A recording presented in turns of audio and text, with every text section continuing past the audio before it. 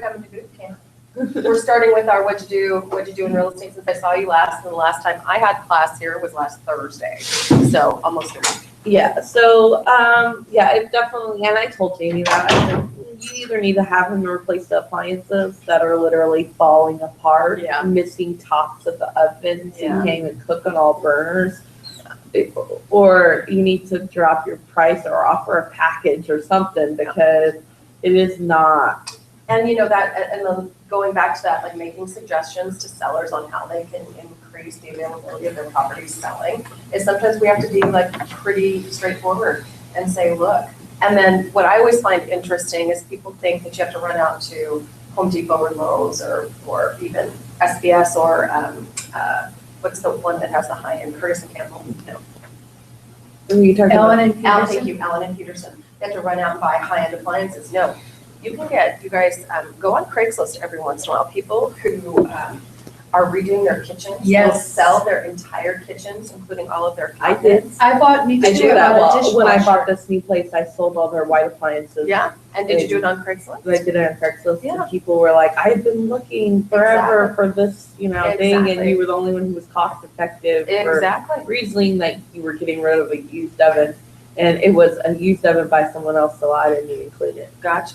But But I mean, seriously, I'm shocked and amazed all the time. There's complete kitchen packages for you Yes. guys. There's even, I got my appliances clearance section at Yes. Home Depot. yes, I mean, my stove, Scratch and brand dents. new 6-burner Yeah. stove was like $400. exactly. If you go to the I scratch had a and dent dents, on the right side. You know what's covered by the right side? the cabinets. The cabinets that it slipped in between. I didn't care if it was dented on the right But you know side. what's interesting is that will happen. They'll either ship it or when they install, they'll get a dent in it. And a buyer will say, I'm not paying full price for that. Right. So then the Home Depot will have to, or Lowe's or whatever, will cost it out so that they blow it out the door. Right. But I mean, that's a fantastic, same thing with cabinets. You guys, you can get scratch and dents on cabinets all the time that are all gonna, they'll jigsaw together, so Right. you're not gonna see it, I bought a dishwasher from Craigslist Yeah. and it was a good Exactly. deal. I used to do that all the time. I thought, I did that when I had my rental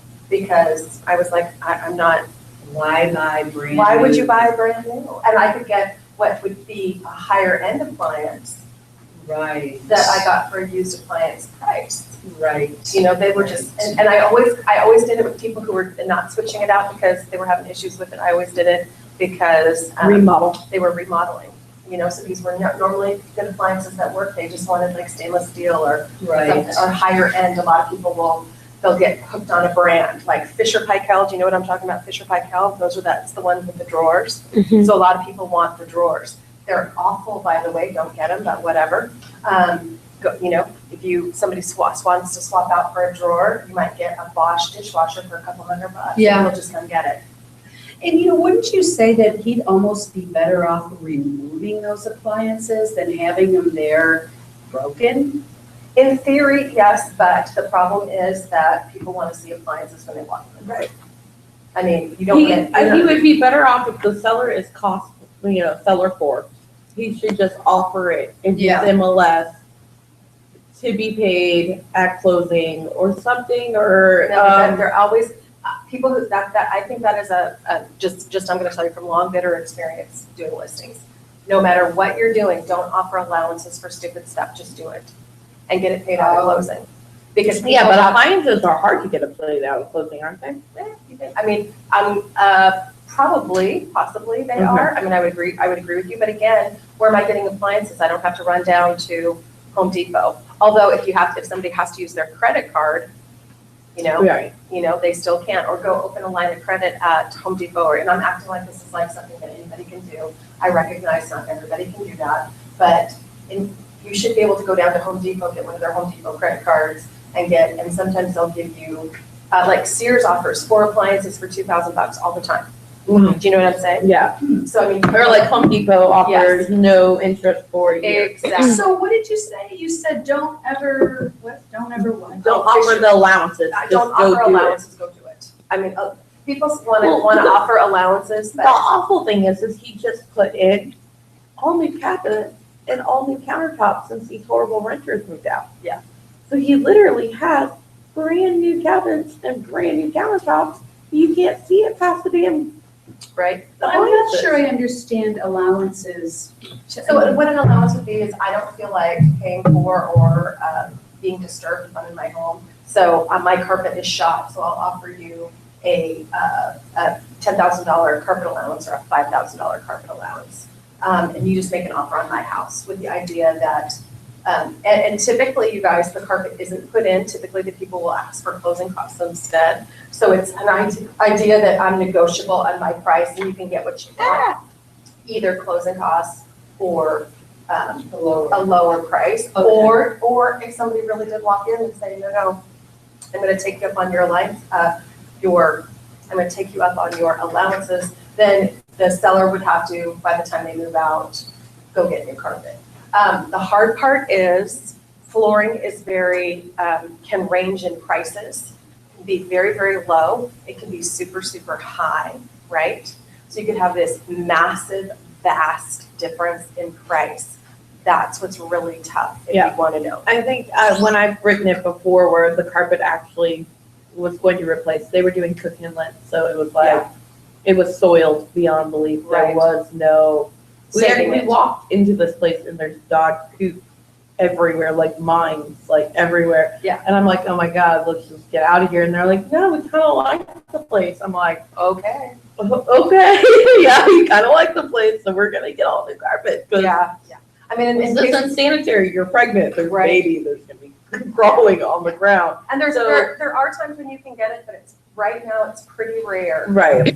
Just FYI, know that. And when your sellers are saying something like, let's just offer an allowance, buyers are watching HGTV. Buyers cannot see past the nose on their face sometimes. And remember, I always say buyers are in $99,000 condos and looking around going, where's my granite and stainless Right. steel?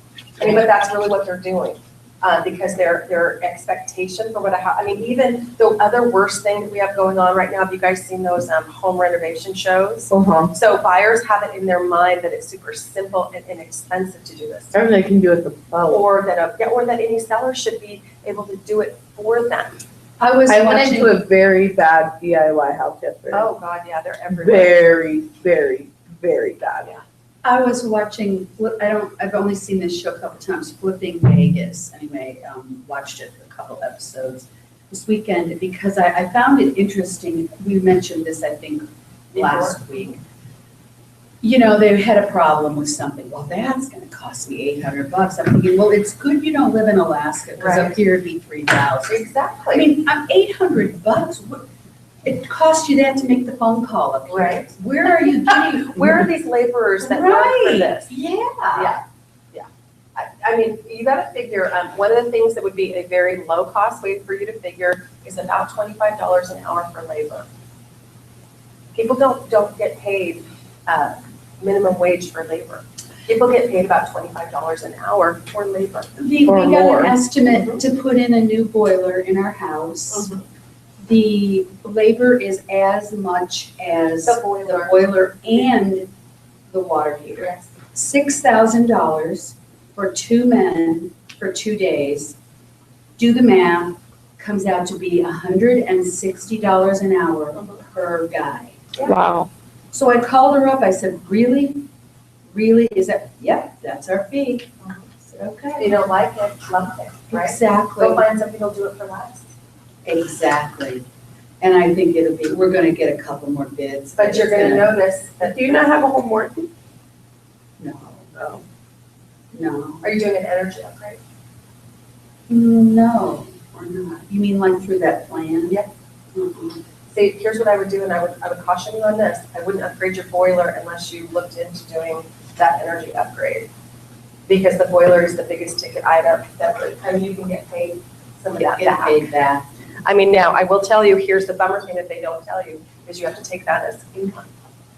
So whatever, that grant money they give you will come back to you as income. Income, Interest, interesting. yeah, nothing free. You have 12 grand. Yeah. And then But another. if it's 12 grand and you can get a portion of it back for 10,000 getting back. 15 grand, or like a $15,000 boiler system, it might be worth to get the 10 back. That's what I'm saying. I think $2,200 from M-Star to get it from get the gas from the road to the house. And I would sincerely look into doing the energy rebate program. So you don't have gas to your house right now? No, I live in Palmer, and they just about a year and a half ago put the gas down my road. And they didn't make you Oh, no, attach. no. Oh, you just pay normally in acreage, you have to hook. Oh, see, down, if you want to get in, it's. Where do you get your heat from then? Is it electric? Our heat right now, we use a pellet stove and 2 wood stoves. And our boiler died, and we're just, but we've decided we want to put in a boiler. And you want to. And we want gas. Yeah, I would definitely look into that program. You have no heat system right now? I think You would be higher on the list than some of the people. No, it's not about being higher on the list. They're not gonna get it for free, but you have to get a blower door test done. They'll tell you how many stars you have in your home. If you can show that you can increase it by 2 stars, I believe you can get $10,000 and a boiler typically done. Yeah. We've done it. Yeah. I'm not saying, but I mean, especially with these high energy efficient Which boilers. program is that one? This AHFC does a energy upgrade program for any home in Alaska. And they give a $10,000 grant if you do, because it's just, the idea being, it's smart money for the state of Alaska. Well, I think my friend went to Cook Inlet. And that's completely different. That's based on income. Okay. That's And the- she was a level 5 or something, Yeah. the lowest on the list Yes. being a level 6. Yes. She was a level Yeah. 5. So if you And have she has kids- no furnace right now. Yeah, that's a problem. Yeah, she has no furnace, And and even- now it's cold out. And So- renters can do this. This is really interesting Oh, too. really? Renters can do it on Really? rentals. Swear to Wow. God. So Swear to that's God. with AHFC. We're talking about 2 separate programs. The one is, it's actually ran through Rural Cap Mm-hmm. and the Native Corporation. That's income-based. Okay, yeah, no, the one that you're telling her to. Her is any home in Alaska. Mhm. If you can increase your stars, 2 stars, you can get $10,000 in energy upgrades, but you have to, the deal is you have to upfront the money. And you'll be reimbursed because they're making sure that the work is actually done. Yeah. So if you're gonna make that big decision to do that, there's an opportunity to have $10,000 put back in your pocket, but you are gonna have to pay for blower door test. And my blower door test at my house was like $500, and they pay they pay a certain portion of it. Yeah, and you have a certain period of time to get the energy rebates done. And you may actually end up, in order to get the 2 stars, you may have to do a little bit of insulation and the boiler, or they'll give you a list of items and you can like tally it up to figure out what's the most cost effective. People think that windows are a big deal, and windows are not. That's the really scary thing. Windows cost a ginormous amount of money, but they really don't help your energy upgrade unless they're absolutely leaking teething or ruined. But they don't help your energy upgrade. So a lot of people go for it to try and get new energy efficient windows, and it's the boilers that you have a jammer. So if you're gonna go, and if your home is older, which I'm not, 1980, I would imagine, and I don't think they even did energy, I don't think they did these certificates then. I doubt it. So I would bet you would be that would be a perfect home. So mine was, like my house was a 2-star home, and I put in new windows and I put in a new boiler. But I didn't end up submitting it to the state of Alaska because I was right on that income border that would have put me in a higher tax bracket. So I just said, I'll do it. I was gonna do it anyway, so it was like no big deal. See what I'm saying? Yeah. Okay, so really good thing for you to consider doing. And also, guys, that's a thing that you can talk to sellers about as well. You ought to think about that. So there's 2 things. There is a program, they're income-based, but you could be on a waiting list for 10 months. Right, Okay, that one is through Rural Cap. okay. And there is a program, but you can go do that pretty immediately through AHFC. Okay, and I can get you information on that if you're interested. Okay, yeah, okay. So what, anything else you did in real estate? So you did an open house? I did my open house, I did my offer. Oh, I had set up a Facebook page. Yeah. Very long time ago. Yeah. But I wasn't able to market myself, so I never Kind of did anything with did anything with it. So I now have like 75 likes. Yay! And I had a person write a review about me. Nice. And I've had 4 friends share my page out. So Excellent. 75 of the likes, only like 40 of them are actually my friends. 35 of them are people I don't even know. That's fantastic. Good for you. So you're working on social media. I'm working on social media. Excellent. And Excellent. I've been redesigning my webpage. I've signed up for floor time. Like today, I'm supposed to be here from 8 a.m. to 7 p.m. 8 a.m. to 7 p.m. Yeah, so I spend all day here, so I've been getting a lot done. Good. So, yeah. So yeah, when you make Oh, and I got another buyer qualified, so I got one in contract, and I'm showing properties to another one. Yeah. running it like a business. Going and getting Running it done. like a business. Look at that. Getting buyer qualified. How hard is it for you to get a buyer qualified? Yeah. What's your conversation that you have with folks? I want 3 properties. You go get qualified. Okay, pretty simple. Pretty simple. Yeah, but no taking no laundry. And I did get a lead from my page already too. Oh, And excellent. they are going to be filling out an app this weekend Fantastic. with homestay. So Wonderful, wonderful. So far we're moving. Okay. We're moving. Okay. Like he's a VA. Oh, I love VA. And You so know I'm what VA like, means? try to talk him into a Multi. multi. So Multi. Yeah. I probably blew 5 or 6 people's mind this weekend. I'm just like, quit messing about. People think, veterans typically think that they should go buy a house first and then a multi. I'm all about buy a multi first and he usually go out and buy a he house. commented about I posted on Facebook about my open house. Yeah. He's like, oh, I like those condos. I was like, I know what he does for a living. Yes. He's like a friend's boyfriend. Sure. I don't really know him, but But I you know kind of him. know Yeah, him, you know what I mean? Yeah. And I was like, so I know what he does. I'm like, why would you go for a condominium? He's like, I don't think I want to spend over $250 or something like that. And I'm like, well, you can get a residential house for $250. Sure. Like, Hello, Lori. Oh, we're voting you off the island. I was like, and he's decently handy, so Yeah. why would you not go for a residential house? Yeah. Well, okay. And I was like, well, and have you considered duplexes or Yeah, something of the sometimes. sort? And he's just like, I was like, you could do a 000 down if we get the right sellers. That's correct. And You will go into a multi with no money down. Now, the only thing they may have to have with a veteran is they may have to have reserves. right, but And the or- rental income Correct. doesn't count Correct. if they've never been. A property manager, or they've never, yeah. So yeah, but I mean, not having to have any money down, so yeah, so I think he's gonna be a good one. And then I've got a slope worker that I'm working with right now that just got back from town on Friday, or Excellent. yesterday, sorry. Slope workers are excellent. Yes, and he's only 21 and he's pre-qualified to like 3 something. Fantastic. What does he do on the slope? He is a chemist. Oh, well, okay. Good for him. He's a chemist. That's a nice job to get up on the slope. Yeah, so, so it should be good. Excellent. So Lori, I want to hear everything that you've done in real estate since I've seen you last. I was loving it. You guys, this is I like was such a loving ride. it. Okay, so listen to all this, you guys. Oh my gosh. So let's start with, Well, Saturday, I was on floor, and I'm probably gonna miss some stuff because it's just like, too much. So Saturday, I'm on floor, and this guy comes in, this Ukrainian guy, and he puts his checkbook down on the table, and he says, I want to buy 2 pieces of property right now. I want to write a check. I want it right now today. And I'm like, okay, can we do that? Yes, we can. So get this, I have never written up a purchase of that. I've never written up an offer, okay? I was like, Was I was he like- nice? he was nice. Okay, He was a young good. man, but you know that Yeah, that very forceful, very you know, fake. that's how the Ukrainian people are, I guess, Yeah. and their accents are very intimidating at first.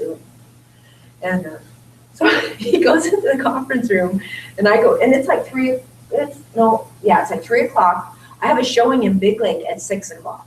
Okay, there is nobody available to help me, not one person. Patty's out showing property, Oh, and Sue Ellen was teaching the class. yeah. I live in the valley. Well, there was nobody in the office at the time. Right. I remember that. I remember that. So I'm trying to do it myself. I'm fumbling. Papers are going everywhere. And finally I say, I have to be honest with him and say, I just need to tell you I'm new.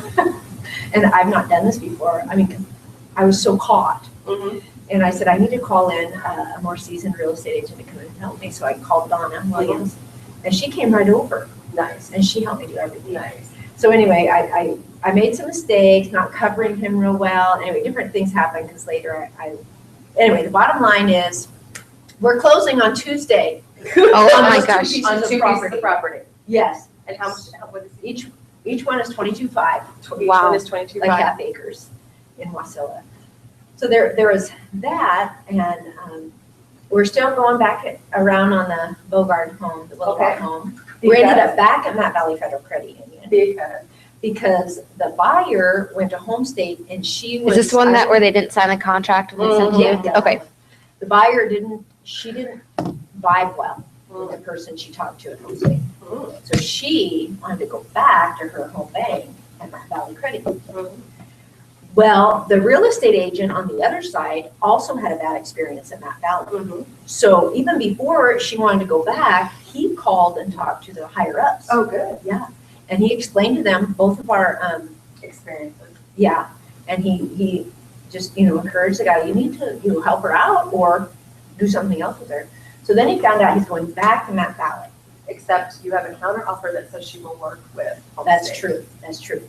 So the real estate agent, Jay, went into Matt Valley, met with the guy there, the offer guy, and he talked to them about his concerns and different stuff, and he's gonna walk with them really closely.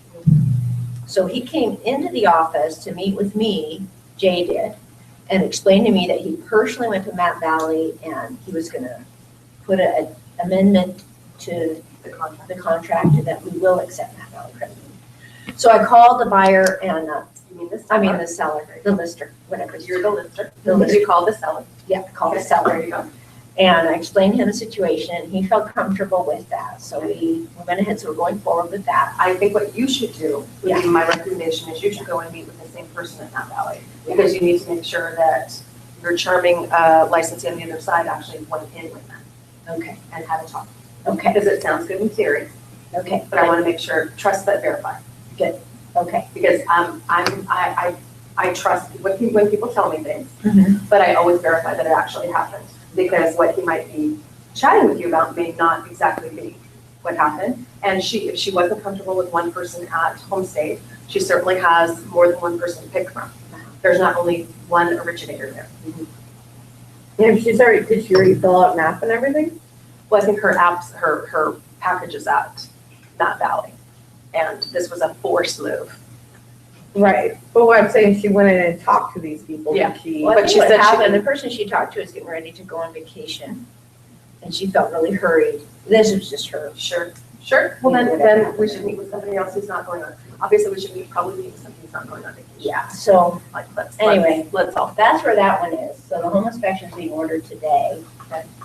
We switched home inspectors too because he called and that home inspection that we had called couldn't go in for Mhm. a while now. So we switched to another one, which I asked around the office and the ladies were like, oh yeah, that's a good one. Go, that's fine. So he's gonna call. Can I ask you how much your home inspection is gonna cost?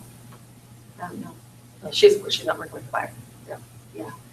Well, then I went out and showed that house in Big Lake to the slope guy, and I think he's not leaning towards it. It was the only one that he found attractive, the ones he looked at. But- That's a floor time call as well, right, with slope worker? Yeah, that was a floor time call. Yesterday, I'm on the floor, and this young I man. can just see her laying right on the floor. I was gonna say, young man walks in with his parents. The young man's moving here from Pennsylvania with his girlfriend. He just found a job in Palmer. His parents live in Florida. His dad's a Delta airline pilot. Nice family. They all come into the office. We sit down in the conference room, and the parents are totally testing me out. Their son wants to buy a piece of property, build. He wants to rent while he's, building and all that kind of stuff. So anyway, we hit it off so well. So I got off the floor at 3:00. I took them, the whole family, in my car. We drove all over Palmer because I want to be in Palmer, not Wasilla. We looked at property for hours. We had a blast. We found a piece of property that he fell in love with. And it has a well and septic on it and a gravel driveway.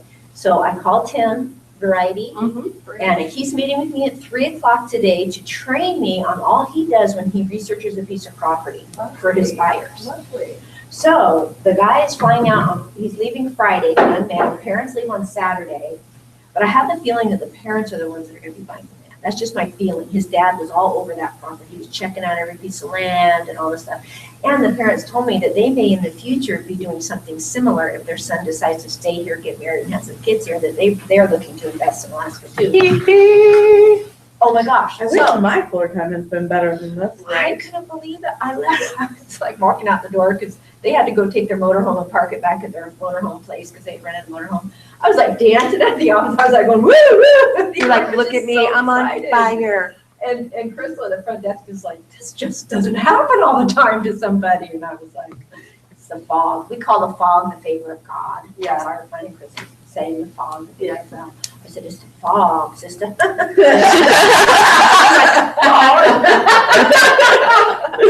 adorable. But anyway, it is just so exciting. So that's great. So your piece of land, it sold for 22,500. 22.5. Two pieces. That was So a 45,000. Good. That's good. And it's at 5% and it's listed, right? Yes, it's listed. That day was so crazy because we wrote the offer. He wanted to write it for 2,000 below asking price. Asking price was 22.5. So we wrote that offer, submitted it. While I'm showing the Big Lake home, I get a call from the other real estate agent saying, we have another offer on this piece of property. Would you like to rethink your offer? So I called the buyer. So I went back to the office. Chris met me there because it was at nighttime by then. We wrote up a full price offer, submitted it, and then they immediately called me and said, we accept. You know, our buyer's accepting yours because it's cash. So. And now you So- know about all these properties. You know, now you've educated yourself about the vacant land in the area. Yeah, So and, that's a and good what I, thing to where I know. missed, Tim sat with me a couple days later, and he showed me places I could have protected my client better. But then I get home, I didn't get home till 9:00, got home at 9:00, and the buyer called me back again, and he says, I want to make another offer at full price for the other piece of property. I'm like, do I have to go back? Yeah, so I called Patty. Yeah. Patty said, call the other realtor. Yeah, and Just let them know that your buyer wants to submit a full price offer, a second offer. For the second piece of property, or is this a third now? This is the second one. Okay. Yeah, so So anyway. you wrote a full price for the, For one. or you wrote 2,000 less for each of them. Yes. He called back and said one of them have an offer on it. So you wrote full price for that one, still 2,000 less for this one. Then he called you back and grabbed you and I want you to write a full price for this one. Yeah, because he wants them both. Yeah. Yeah. So And anyway, he so already- then that one he got have- accepted Sunday night. Did he have the land picked out? Yeah, he did. It wasn't even listed with Jack White, neither one of them. He was driving by and saw the properties. And then he came how- right to Jack White. Oh, interesting. He said he used to rent from Jack White, so he knew they were open on Saturdays because he used to come pay his rent on Saturdays. And that's why he came to Jack White. Property management. Yeah. What a great Yeah. marriage there. Yeah. Wow. So it's just been so exciting. Look at that. I'm getting my first commission checks next week on Tuesday. That's awesome. So I went down to Alyeska Title, and I met with Sue Wolf Yeah, good. because my buyer wants the fastest closing possible. I mean, he wants it like now. This is your buyer on the property? Yes. This is Huh? the land. The land? land. Okay. The land, yeah. If you're paying cash, how quick can we close? 1 week. 1 week. Wow. So they're fast tracking it to Tuesday, even though Monday's a holiday. Otherwise, she said it could have been Monday, but Monday's a holiday, so we'll do it Tuesday. So my buyer just thinks I rock. Because I'm at NSTAR yesterday morning, I'm at MTA, MEA, things that Tim said, well, I probably should have looked in that first. I said, no, he's in a hurry. So he says, well, then do these things. So I'm giving him all this information. Meanwhile, Tim is, my client's coming in to show me the proof of funds and to sign any other paperwork I have. So I'm like scrambling, like trying to get all these, I have paper everywhere. And Tim, so sweet, he goes back to his office, does all the research on these properties that he would do. And right before I go in to meet with Andre, Tim brings me this pile of papers with a printout of all the septics and wells in that subdivision and, MEA and NSTAR and their maps of where this is and that is. So when I went in to meet, he hands it to me right when I'm going in to meet with with Andre. I sit down and I'm just going through these papers. I did all this research. And Andre thinks But I am that's just what a good amazing. team is. Yeah. That's what a good team is. Anyway, so Tim says, well, one of these times I'm going to sit down and train you how I came up with all this research. And so And you're like, today's the day. I'm like, today, I got another piece of property, Tim. I'm going to put it in front of you and just do your Show me. stuff and show me how to do it. All right. So it's just been, Make sure you reward Tim. Yeah. I'm gonna bring him hand cream and things. And for sure, Oh, crap. Oh, really? No, I'm I not gonna let you just- see my hands anymore. No, that's funny. Cream. I sell hand cream. That's why I'm just gonna bring a big tube. But I'll do something next week. Yep, for sure. What's like the typical thing that people do for, Yeah, it really does kind of depend. I mean, obviously you could consider giving them a referral fee. So that would be something, if somebody really helps you out of a jam. That is. Same with Donna. Same with Donna. I mean, also you could get them a dinner out at a nice restaurant. I mean, you can also ask them, some people will do things just out of like the goodness of their heart. They're just there to help you succeed. Because someday, Yeah, and for then you. of course you should always offer to do anything reciprocal that you possibly can. If there's ever anything that you need that I can help you out with, or is there anything, special that you'd be interested in or whatever, let me know. Especially, and then I try and pay attention to people and see like what kinds of things. I absolutely know that Donna, for example, is a amazing craft person. I understand she has like a craft room like none It's pretty other. amazing. So maybe a gift certificate at Michael's or Joann's or something like that. I mean, that shows that you're plugged into what she likes. who's Donna? She's a licensee in this. In the Wasilla pump, Wasilla, okay. And she helped her type the first offer initially. Okay. Yes, Yes. both two offers. Or yeah, and then Tim helped her do the research. research. All on the same property. Yeah. So yeah, I would do something for them. Yeah. It's really appreciated. And it can be small, it doesn't have to be elaborate, but I mean, showing that reciprocity is really a smart thing, So, okay, all right, so you've done how much real estate since we've seen you last? I'm literally from morning till night, just feel like I'm flying and I have to seal up my whatever. I mean, I've got papers and things that still aren't quite done yet, things I need to get signed. and- I tell you what, try to stay on top of it Yeah. as it happens, because the more Or- business you get, The more that's gonna Yeah, I happen. need to do that. I know, I Are you told Chris okay? today, I said, I almost hope nobody walks in off floor because I have to get so many loose ends tied up. today. I've got, I feel afraid. Well, you don't need to feel Like afraid, ends are afraid. here's what you need to recognize, there's dance moves to this. There's doing a real estate transaction is like just learning dance moves. And once you learn the moves, it's like doing, I also signed up for my first open house. Excellent. It's a house in Palmer. Excellent. Did you pass your test? Yeah. Oh, you did that a while ago. No, just last, was it last week? Awesome. So she's gonna be official. Yeah, so hopefully, I Yay. think I'll get my little whatever it is before then, but yeah, so. well, you have to your little whatever before that. I assume I will by then. And so, yeah, that'll be interesting. Where's it at, Palmer? On Hecker, off of Palmer Fish Hook, right behind the golf course. And who is it for? Ava. Oh, excellent. Okay, so she's got properties out there. Yep. Oh, yeah, I saw her sign last night. Okay, perfect. So what kind of property is it? It's a nice house on it's not quite 2 acres. Okay. And it's a very nice home.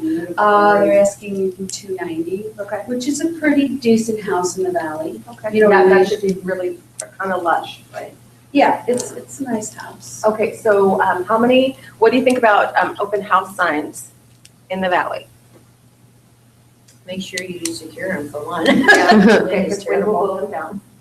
It's Mine very, go down is my first. very, very. I had one go down in Anchorage For sure. this weekend. I carried sandbags with me all the time or cinder blocks. Yeah, I mean, sandbags and cinder blocks is a really big deal. And then sometimes, based on where the house is, you have to have more than 4 open house signs. So you might need to coordinate and borrow Right. some additional open house signs, maybe from, if somebody on the team isn't doing open house that weekend, to borrow and coordinate to get additional. Yeah. Because when you are, especially when you're out in the valley, I mean, I think this is the dumbest thing people do. I recognize that putting up open house signs is just a complete and total pain in the ass. I get it. I really, really do. But your job is to get, I know, I said it, I said pain in the ass. But your job is to get people to that open house. So sometimes you really have to think strategically about placing open house signs. I'm gonna have to go from the Glen in. Well, and obviously, I don't know that you could put an open house sign on the Glen that's gonna make it. Well, no, you know where the, Yeah, the Glen and Fishhook? Yeah, I'm not even gonna pretend that I know where that's at. No, Oh, okay. no, I don't know where that's at. I think I'm it not would even work. gonna. Just saying. But I have signs, I live right by it, that's like 1 block from my house, so I have signs. Okay. So, but what I think, I always find it to be such a mistake when people, I mean, I seriously sometimes see somebody have 1 open house sign up that points in the driveway. I'm like, are you out of your ever living freaking mind? How close to the fairgrounds is it? Oh, it's quite a ways. By the way? Yeah. It's on the opposite end, isn't it? I was gonna say. It's more on the Wasilla side. Traffic, that Yeah. might be. No, Big it's traffic to towards Yeah. going towards. I don't know, Okay. I think the fair is such a destination, I don't think you're gonna get people to bust off. Maybe. Maybe. It's not till the 13th Yeah. or the 12th, and Oh, so okay. all that will be done. Okay, yeah. So I'm sorry, but I'm gonna go and I'll be. Go ahead, yeah, go ahead. I'll come by and say hi to you. Okay. So you'll have 1 person who comes to your open house. What? I'll bring people. There you go. I'll bring people. Hey, you're good luck. Yeah, I know, right? Yeah, I'll bring She'll bring the people. fog. I'll Yeah. call my She'll friends bring and some say, fog. let's go. Yeah. Mom, when my friends open houses. Okay. Go in. Okay, so we were working on CMAs last week, right? On Thursday, we were working on CMAs. So what did you find out? First of all, there's 3 different kinds of CMAs that you can do. Sometimes I'm doing a really quick statistical CMA first, okay? Obviously, I will tell you, the better you get the more you are in properties, the better you get knowing the value of properties. The day that you're only looking on the internet and looking at photos of properties, that's the bad day, okay? I tell you what, looking at photos and then going into them Inside, is insane. right? Like that DIY house I went into yesterday. Yeah. It looked perfectly fine from photos. You were just like, let's go look at this. No, like the photo they didn't take of the Green Bay Packer meets Army home paint job in the entire room. Fabulous. Oh, We yeah. left that Green Bay Packers meet. Army. Like they tried to paint camouflage. I'm gonna Okay. say big try. Okay, Big gotcha. try on that camouflage. And then they took a Green Bay Packer decal and I want to say they used neon green spray paint over. Oh yeah. Oh. Yeah, that was just one room. Oh. When did The you whole- see that? This was yesterday. We walk in and we're like, No. oh no. It was horrible. It was horrible. Yeah, people do that all the time. It just shocks me. and Yeah, amazes me. and then I'm like, and you put your house in the market, and What really, you paint guys, costs $125. right? Go eat it white. Right, I and don't then care. one of my favorite things is when you walk into a property where Mr. Man has decided to hang his own cabinets. Mhm. Oh. Okay, and they're not level. Oh, no, this was that house. This was that. It looks like there used to be recessed lighting in Yeah. the kitchen area because everything else was vaulted. So what did they have? They must have took the recessed lighting down because they had vaulted ceilings where everything's popcorn except for the one area. Oh, the kitchen. interesting. Yeah. Oh my gosh. the countertop. I don't even know how to. Describe it. I don't even know how to go there. I know. I'm like, Because oh. your brain just exploded. Oh yes, and we Yeah. walk in and I'm like, how do you not comment on like all of this? Like, no, I was just like, this really isn't worth what it's on the market Well, for. I mean, but recognize, at least paint is, if you have a hand in 5 gallons of paint, you can cure a but no, lot. I'm talking about bathroom. Everything. Oh, it was a bad. It was not good. Not one thing, it was the There's combination. not one thing that I could say that I like in all of the rooms they self-laid laminate tile. Oh, no. Say no And more. but hold on, and the hallways were carpet. So you'd walk on a carpeted area and then go into cold floor bedrooms. I'm like, What the heck? self-laid? People do that for allergies. People are doing that for allergies. If you see that, Then why not just put the damn laminate in the hallway? because, and not everybody, because just exactly what you talked about, is that it's hard on your feet. Which is why a lot of times, we were just talking about this, of the future, you're gonna find out that laminate flooring has taken over the world, or hardwood flooring, and then you're gonna find there's gonna be a huge backlash of people going back and putting carpet into houses, because it's just really hard on your feet. Probably one of my really good girlfriends put in, right when concrete floors came out, they put concrete floors in their entire house. One small problem, both of them ended up with a knee operation, because it's so hard on your body. I mean, we're not really made. Yeah, and I don't mind the concrete in like a down area Yeah. or whatever, but not in your full house. Well, I mean, Was it the it was floor? beautifully. I mean, I will tell you, it was stunning. Yeah. It was stunning. It was etched, and it had that high gloss shine on it, Yeah. which again, people fell on their ass. Yeah. Oh, I said that word twice. Yeah, I know, right? my cousin actually does that kind of Yeah, concrete work. I mean, and so it actually beautiful. looks amazing. Beautiful. Is it a farmhouse Countertops down and there? everything in this Is it concrete. farmhouse style? It was It's actually. hard on the knees. I can't even, it was probably more like Tuscan Villa. I mean, it had a really beautiful, it had some, not inlay, but kind of what were you talking about with the spray paint overlay? Oh, yeah. But it had some, the concrete was actually etched, Oh, wow. and it was it was a very beautiful, unique design. And then they put a gloss on it. But the bottom line was, it was so hard on their feet. Like, I don't even know, at the end of the day, after I've been standing up for a long day, I go stand in my kitchen, which is laminate tile, and I have to go get something soft to stand on, because my feet will start to really ache, I love having soft, cushy Yeah. carpet. Yeah, Like, it's yeah, yeah, cozy. So I think that you're going to see a big, go back. Then the worst thing I've ever seen in my entire life was a house.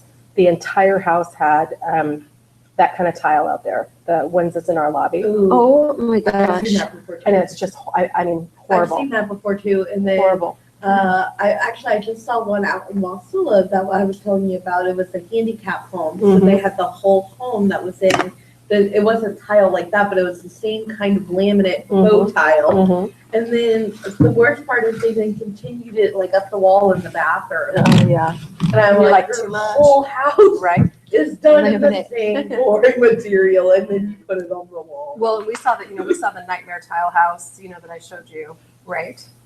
The nightmare, we were doing that in class, right? I showed the Mhm. nightmare tile house.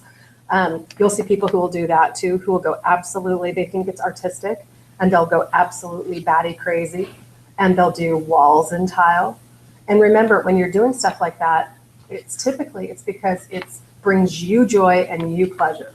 That sounds great, but does it appeal? I mean, our job is to appeal to the masses. So what we want to try and talk to sellers about is having a blank canvas that somebody else can paint their story on, versus having such a personalized house. Now, there's two separate sides to that. If you have such great taste and it looks so beautiful, or if you have a designer come in and do it, sometimes somebody will ape your taste. They'll like it just like you have it. Other times people will walk in and just be like, I can't deal with this, because it's, like what you're talking about, it's either not done well, or it's so overbearing that they can't, and that's what we're talking about. They can't see past it. Yeah. They just can't see past it. So you should be able to, especially when you're working with buyers, and especially when you're showing buyers properties, you should be able to quickly start seeing some things. You should start being able to feel square footages. You should be able to feel layouts. You should be able to understand if we're talking to somebody who has a big family, but they don't have a big budget. We might be looking at older homes that are split level. Okay, because you see what I'm saying? You need to start matching different things together, and you need to start making some inferences, right? Well, if you can't afford what you like in Anchorage, are you willing to drive? Right. If you're willing to drive, do you understand what your gas bill might be? But I tell you what, I even went to Eagle River. Yeah. I almost think the Eagle River market is becoming more expensive than Anchorage. I And think these that's probably people- true. The people are pricing. I went into a home 4,000 square foot lot in Eagle River. Let's just start there. Not very big. Not very big. And they had high glossed their log cabin house on the outside. Mhm. It was high gloss. You Mhm. walked up and the sun's just reflecting off of it. They probably, Oh. probably veraphoned it on the Oh. exterior. And they must have just done it recently Right. because it was like glossy. Gotcha. And then it wasn't nothing top of the line, nothing, not even a full master suite. I think they had a door to like the guest bath, like through the master. And it was priced higher than a split level home that we went and saw in Anchorage yesterday. Yeah, it doesn't shock me, it amazes me. And a 4,000 square foot lot. Yeah. I mean, It's dinky. teeny tiny lot. And I'm like, Yeah. I mean, it's a total sellable home. Mhm. I couldn't imagine paying that much for a home that small in Eagle River. Yeah, but one of the things that we do have to do is sometimes we have to take our personal taste out of it a little bit unless we know that we have like a plethora of other suitable replacement I know, properties. and I'm having a hard time with Yeah. that because a lot of the clients I deal with are my friends. Sure. These But are my you know- friends that I'm going to go sit in their houses and know that I sold them something and Sure. want to feel good about something that I sold them But in a resale kind of. I totally agree, and I always tell you have to think about resale, but it's their decision, not mine. No, I know. Yeah, I know. and I- he and I have to be actually- careful He did with like a home yesterday. Yeah. That was the highest priced home we saw. Yeah. And he liked a lot of things about it. And I was like, okay, well, I'm just letting you know, this is the highest priced home we saw. Yeah. Ranging from 50 grand, from 260 Yeah. to 310. This is the highest price that we've Well, seen. and obviously, don't let this shock and amaze you. The higher price point you go, the more they end up liking the house. Right. I mean, that should make good sense to you because hopefully they're seeing more amenities in that property. If they're not seeing more amenities, obviously then that's the whole other point. Then you start to know what properties are overpriced. There are licensees who are terrible at CMAs. They are always overpriced. There are licensees, I can tell you, I can name 5 or 10 people who are so dead on, I bet the appraisal comes in at that. You know what I mean? So there's just, start to know who's really good. Speaking of that, crazy Brenda. Yeah. Crazy Brenda.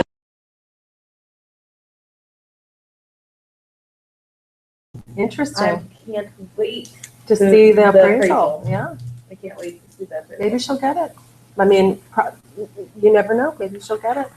Yeah. You know, but again, sometimes even something like that, that's a good hard lesson sometimes, to find out that I might, if your seller's willing to shoot the moon, sometimes you have to be willing to shoot the moon too. Yeah. You have to take I don't think it's going to sell for this. You have to recognize. Yeah. Well, I mean, she said 2 weeks, we'll try it out in Yeah. 2 weeks or whatever. Yeah. For a Doesn't hurt. 2-point commission that she's getting. Yeah. Who wrote the offer? Mary Cox, which I thought was really funny because, One of the buyers. well, okay, but apparently Mary went into the listing presentation too. She was the third contender Oh, in interesting. the listing presentation. Interesting. And, obviously, Jessica won it, but she said that when she brought the buyer, she said, I had this buyer in mind For this property. when I did the listing presentation. Oh, interesting. And so the second one on the market, she Took her buyer in? Yeah, took it. What's Brenda's last name? Crazy Brenda's the seller. So I'm not going to give you your last name. Oh, she's not a real estate agent. No. No. Well, she was. Yeah, she used to be. Yeah. You all act like you know her. Well, we do. Well, yeah. I do. Her family's in real estate. I'll Okay. leave her last name out of it. Such But a small town. yeah. Such a big city, small town, Yeah. big state, small Mhm. small community. But anyway, so yeah, she got full price offer, and yeah, I'm curious to see because I don't.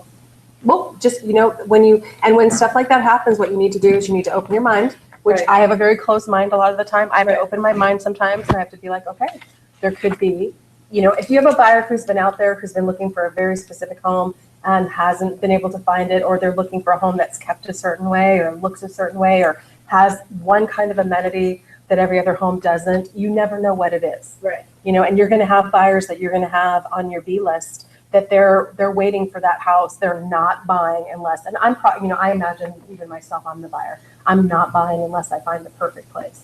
I mean, I can sell my house, right But, now. I mean, this was that property where 3 other Yeah. properties built by the same builder on the same street have or one still active and two pending and closed, in the last. But it is interesting when you've got lists of buyers and you know what they're looking for, Right. and they'll listen to you. Right. And she might also be doing, she might be using knowledge base, knowing that they're not going to get the appraisal. Right. Because there's been times when I've been like, I just don't see that they're going to get this appraisal. FYI, we'll shoot the moon on this. We'll get it into contract with the understanding that if it doesn't appraise, you're going to get the same property for what we think it is. And then that's a rocky road, because sometimes the appraisal comes in and sometimes it I doesn't. was gonna say, wouldn't you say that a lot of the times, if the appraisal's kind of rocking on a teeter-totter, they'll actually come in right at sale price? No, No? The appraiser doesn't, do they know the sale price? Yes. yes, Oh. no, appraisers have licenses just like we do. Okay. They have access to they have a database just like we do. They have Right. access to MLS, and they have way more properties to choose from because they actually do for sale by owners as well. So they've got more data than we use. Okay. So, but I mean, we had a property that I absolutely thought that they wouldn't even do the appraisal on because it wasn't financeable, bless you, and that it had structural things that you could I spy with your naked eye, including a bathroom that was unfinished that came in at full price with no value conditions. So I've had that experience happen all the way to the house was under market, sold quickly, closing costs, and they came in $10,000 low and required painting on the exterior to be done. So it's just going to be the appraiser that you get and the day that they do it and how they're feeling. But it's absolutely playing craps. Okay. I mean, high stake craps in Vegas, because you never know what you're going to get. So you want to be very, very careful. But that's a strategy that people have used for years, is going into overpriced properties, offering full price, and then having the appraisal adjusted down. Okay. See where I'm at? So, Yeah. I mean, that's, and Well, she's Wile E. Coyote enough to know that. Right. Right. You Well, know? and like I said, Jessica told me she'd tell me what I appraised. Yeah, so that's perfect. Yeah, I'm just, Yeah. curious to know, but.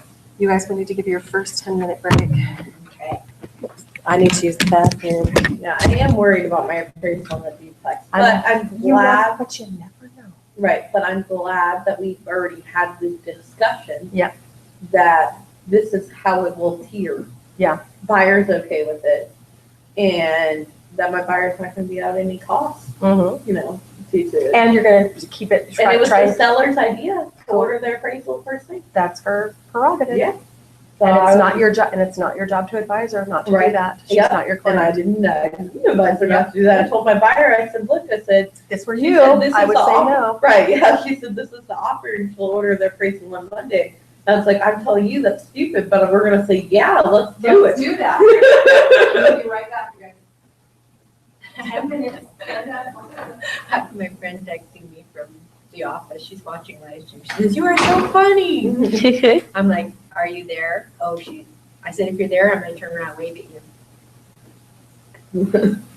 Everyone wave at Kelsey. Hi, Kelsey. I don't know if I can even in that screen. That's funny. Hilarious. I forgot to say, I went on a listing appointment Saturday morning. Oh, really? Before the guy came in and wanted to buy the properties. How did you think it went? I felt like it went excellent. Because what we did here, we were doing listing presentations, and I was flying around.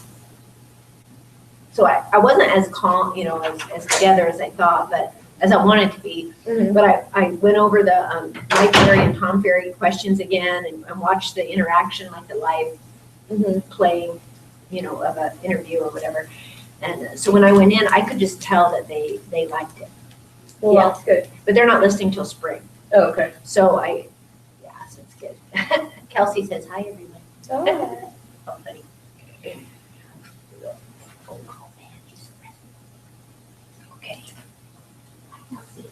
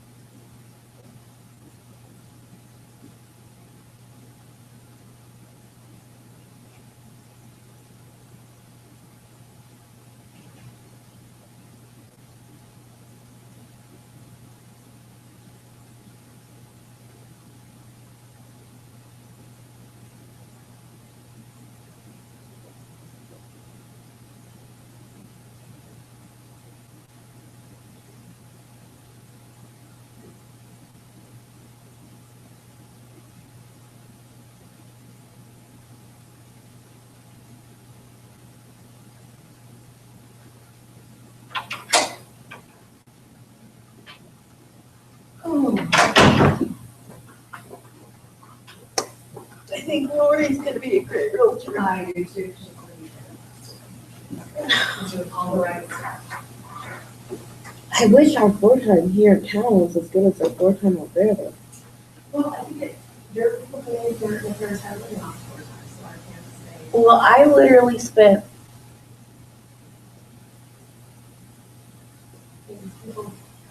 uh, 11 hours on floor time last week.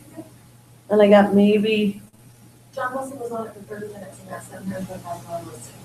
last week. No, like when he first started here, I mean, you just. Well, yeah, no, I'm not saying it's like a hit or miss. I know that, but I got literally 2 phone calls in 11 hours. Yeah. I was on it for 5 hours yesterday because no one's signing up. Yeah. So I'm just like, I go in there on Friday and I just write my name 100 times. Yeah. I was on it for 4 hours yesterday. I'm on it literally for 11 hours today. And I haven't gotten a single phone call. Can't answer, but when it's hot, it's hot. I know. That's what I'm saying. Like, I'm just like, Who got the, I'm trying to think of the guy who got the $1.5 million cash buyer. yeah. There was like, I mean, who was that? That was, it was a military guy. Is it King Spiegel? It might have been Ken.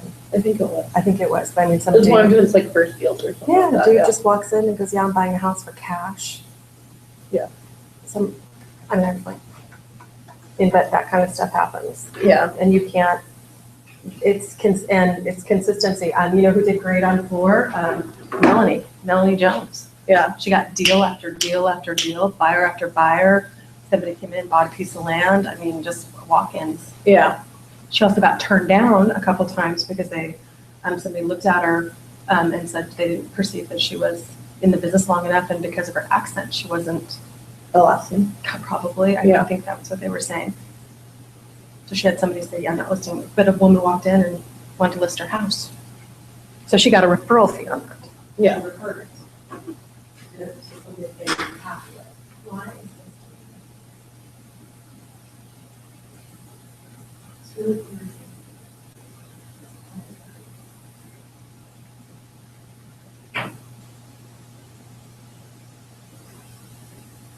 I'm kicking my boyfriend off of a trip that I paid for to Hawaii. You want to know? Well, we were supposed to have, it was supposed to be a group trip. So every year we take a girls trip, Yeah. right? Normally to Vegas, but we generally actually take 2 trips a year. So we go once in February, once in October. Well, our boyfriends were all complaining that we kept going on all these girls trips. So we decided to make a group trip to Hawaii next month. Okay. Well, what happened? All the girls bought tickets and me and my boyfriend bought tickets. And then every single other boyfriend bailed out for some reason or another. Work, can't do it. So then I'm like, so my boyfriend's the only one left with 7 females. I'm Does like, he want to go or no? he's like, well, he's complaining, but yes. He's like, well, I think I'll have fun. And I'm like, you're going to have fun. I mean, we're, 7 females. I'm just. Trying to make you understand what this is going to feel like. Right. Okay. I'm like, and Go, puppy, go lay down in the corner Right. while the adults talk. right. So now he's all mad at me. He's like, it's whatever. I'm like, well, I'm sorry. I will not be that one chick that's like, I've got to go do this with my boyfriend. No, we're going to be hanging out with the girls. So if you're willing. Hi, it's Teresa.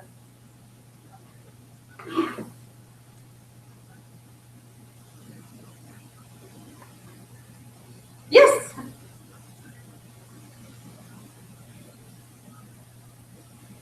Can you go online at alaskaacademyofrealestate.com? Of realestate.com. And you can see all the courses that we're offering, what the hours, and then you're able to sign up online. Okay? You're so welcome. Take care. Hey. So my son turned 21 yesterday. Oh my goodness. So Mommy bought him his first Cadillac Margarita. His real first Cadillac margarita, or like his first one at a bar legally? No, I think Margarita. his first. Kids when they're drinking don't mind mixed drinks, right? They vibe. I know. I was a little different when it came from that because I grew up in Louisiana and I was going to bars at 16. So you it knew was- good. You knew good. Yeah, drinks. I mean, I literally went to the Pioneer Bar on my 21st birthday and went home by 10 p.m. because I was so just, Over this. yeah, I've been doing this for too long. It's Yeah. just so boring. No, it is kind of poor lad. It is a little boring for him because he's married. Oh, no. Well, Yeah. Oh, it feels so much better. Yeah. have you tried these clusters? Are They they were really good. Costco? I'll try them. Thank you for offering. Right. I'm gonna grab a quick. That's what I'm gonna do. I'll be right back. Are you getting coffee? I'm gonna go right over here. Oh, a real big one. Yeah. What do you think, Lori? Huh? What do you think? They're good. They got some gritty in them too. Yeah, they got raisins, sunflower, pumpkin. I kind of tore off half the label. They have pumpkin in them? You guys Yeah, want to hear you wanna something? try Is that one? I had to quit drinking coffee in the afternoon because Wow. I have it's such a high adrenaline in real estate. That the coffee like put me over the edge. Oh of my gosh. anxiety. You know, I don't know if it's anxiety, but you know that adrenaline feel with it. Mm-hmm. So I've been a coffee drinker for so long, but I actually quit because I had that natural like thing Yeah. going on already, and the coffee wasn't good. Are they good? Those are really good. What are $5 they're from Mars? That's good. Good snack. Good snack to keep in your office. Yeah. 200 That is calories a good idea. in one serving, and there's 6 per container. Like, I don't even think I could eat that much. And that's a One sitting. lot. But it has 4 grams of protein in that same serving size. That's really good. Yeah. I'll have to remember that. That'd be 12 good. grams of sugar. My friend and I were going to Hawaii. I was just telling Teresa about my girls trip that I just kicked my boyfriend off of. He's not happy with me right now. It's like, What's your boyfriend's name? David. Okay. I was like, I just don't think you're gonna have fun because it was supposed to be a group trip, Yeah. and then all the other guys have fallen off. So I was like, now you're just going with 7 females. Like, it is 7. Cramp your style. Right? I'm all like, Gosh. maybe it's come. So, but we're trying to eat better because we're gonna be in Hawaii in our bikinis, and 5 of the 7 are drop dead gorgeous, and so me and the other one are like, we need to start eating better. So she made these cookies the other day. Yeah. They were bomb. All they literally were was oatmeal, banana, and whole grain, the whole chocolate, like the kind that you use for baking. Mhm. Yeah, the chunky stuff that doesn't have really a lot of sugar or anything like that. It's just actually like cocoa. And you just literally blend it all together and you stick them in the oven for like 10 minutes and they come out and they're done. Mm-hmm. No milk, no egg, no So no like anything. vegan. They're really good and good for you. Excellent. Yeah. Mm-hmm. So we've been trying to eat a little healthier. Then you saw me eat my chocolate eclair this morning. Not judging you. No. Not even a little bit. I've Not got a my full piece. place. I've got a full piece, so if my bikini body doesn't work out. Isn't that the truth? Oh, I don't only have a full piece. I have a full Victoria's Secret girdle piece that literally takes me 30 minutes to get it on. That's But, funny. but when I get it on, it's like, well, bam, look at that body. That's funny. But it's got a full, like, what are they? It's not called a girdle anymore. What's it called? No, probably Spanx, right? Well, yeah, but it's like a full body, like, span. Armor, body Yeah, armor. it's body Oh. armor. But Sorry, I'm so rude tonight. what did you get? I got a smiley face from my Ukrainian friend. Nice. A smiley face. And someone else watching on live stream from Wasilla just texted, says, I'm going to ride with you next time. Pick me. Oh, Oh, yay! Hi, Jen. Hi, Jen. Hi, Jen. Why Come join us, Jen. Yeah, Jen, why aren't you coming to class? Yeah, she's super sweet. Because maybe Well, and the other person who was waving to you, That was Elsie. why didn't she drive with you? Teresa, Kelsey since you love skincare, have you heard of what Okay. microneedling She's is? in the group. Yes. So next week, my face, I'm gonna look like I got like, I'm going for my facial today. are you Yeah, lucky? They rip it off. Heck yeah, I'll show you what my face looked like last time I got it done. You guys are gonna be scared, but Okay, does the blood come out? the next day you won't really see it. Okay. But the Aren't day you that it really young happens. for microneedling? No, it's for my acne scars, it? for my pitting. Yeah, I don't do Well, anything on the forehead or good. anything like that, just for the pits. But this was Does scar medicine help, Moderna? no, No? because it's not. That's for more redness scars rather These than are- the oh, pits. okay. This is 10 minutes you- afterwards. Oh my God. wait a minute. Can you, holy shimoly. Yeah, Can you, can you get a peel? yeah. I do quite a bit of chemical peels. They just don't go deep enough. They get I some know. of the smaller ones, Yeah. but these like deep pits. Microneedling is the best. Oh, is that right? Are you like numb? We do a lot of lidocaine, but it still really hurts. And where, And it's pressure, and you hear it. It's the where are worst you getting sound. it done? In Peters Creek.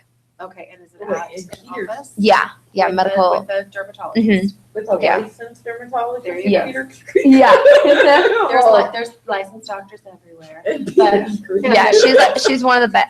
It took me a year and a half to find someone. Who could do it? Yeah. Yeah. So we did one Do you session. think it's healthy? Yeah. It'll take me probably 3 or 4 sessions for it all to go away, but It'll go all the way. Mhm. That's cool. That's basically resurfacing your skin. the sound is the worst because it's like a little roller. It looks like a little old school lawnmower, and it has all these needles. And I thought it was just gonna be like a light roll, but no, she has to press, and that's the worst part. And then you just hear it like crunch, crunch, crunch, crunch, crunch. Like Oh my I'm gosh. gonna bring headphones this time. Oh my God, no. You know, but It looks like I use you're, Mary Kay and it's the best. so did you just have it done on the left side? No, both sides. This side was just a lot worse. Okay. When I was driving back, people were staring at me, you know, They're just like hello. baby. Like I look like I just got How long did it last? for it to look like that. So the next day it looked like that. Oh, that's not too bad. No, and then like 4 days later, it's basically back to normal. You're just a little swollen, so your face looks perfect and plump, and you know, and then it goes back down. Scars. How often? Scars. You can get it every 6 months. But not before, yeah. Yeah. Wow. And where do That you looks get it? super painful. I'm getting it done in Peters Creek. To a lady out there.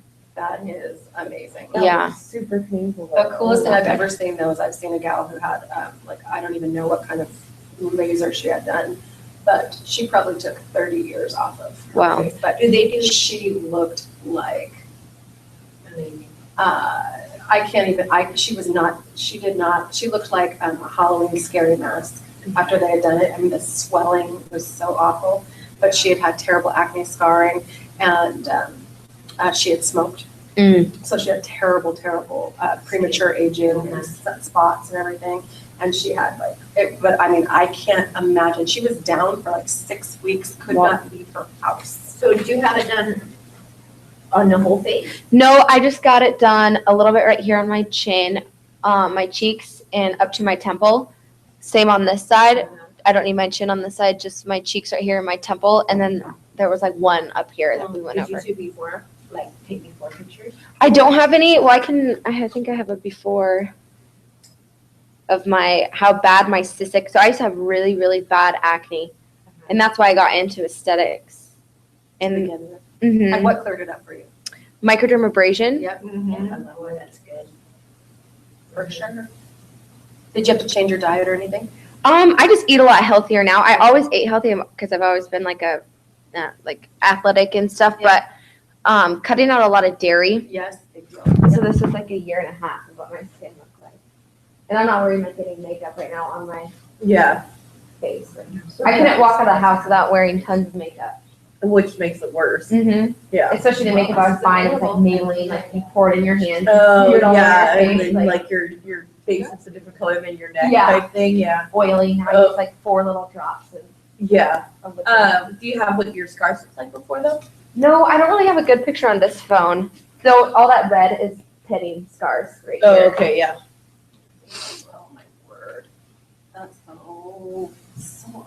I woke up with It just looks so unhealthy and Yeah. ugh, it's bad. Did you drink any soda or anything No, like that? no, I never drink soda or my family never had bad acne. I always had from a young age. It was just like the small little sebaceous acne underneath your skin. It's just like bumpy all the time. And then that slowly like turned into the deep cystic acne that you can't extract or anything. It's just No, dark no. blood that comes out. Oh, poor thing. It was awful. There is, That's nice, you're finding something. Yeah. yeah, for sure, for sure. I mean, that takes some people the rest of their lives. Mhm. They never get rid of it. And you can't do microneedling until your acne is clear Right. forever. You know, Right. like you can't have any active breakouts. And Oh, my word. I remember I went to a dermatologist when I was 16 and I had like China doll perfect skin. And he gave me a month's worth of antibiotics. And that like did something very, very bad. really, Oh yeah, my gut was like just in Ugh. knots for probably 2 years. It was terrible. Can you imagine giving somebody antibiotics for a month? oh my. Oh, I was on antibiotics for a month one time. It was awful. For, Doc- for non-existent acne. Oh, mine was for a fungus thing that I got on my thumb from giving someone a pedicure. Oh, And the doctor gave me a freaking toenail, 30-day toenail one. It was for my fingers. So fingers and toes are different.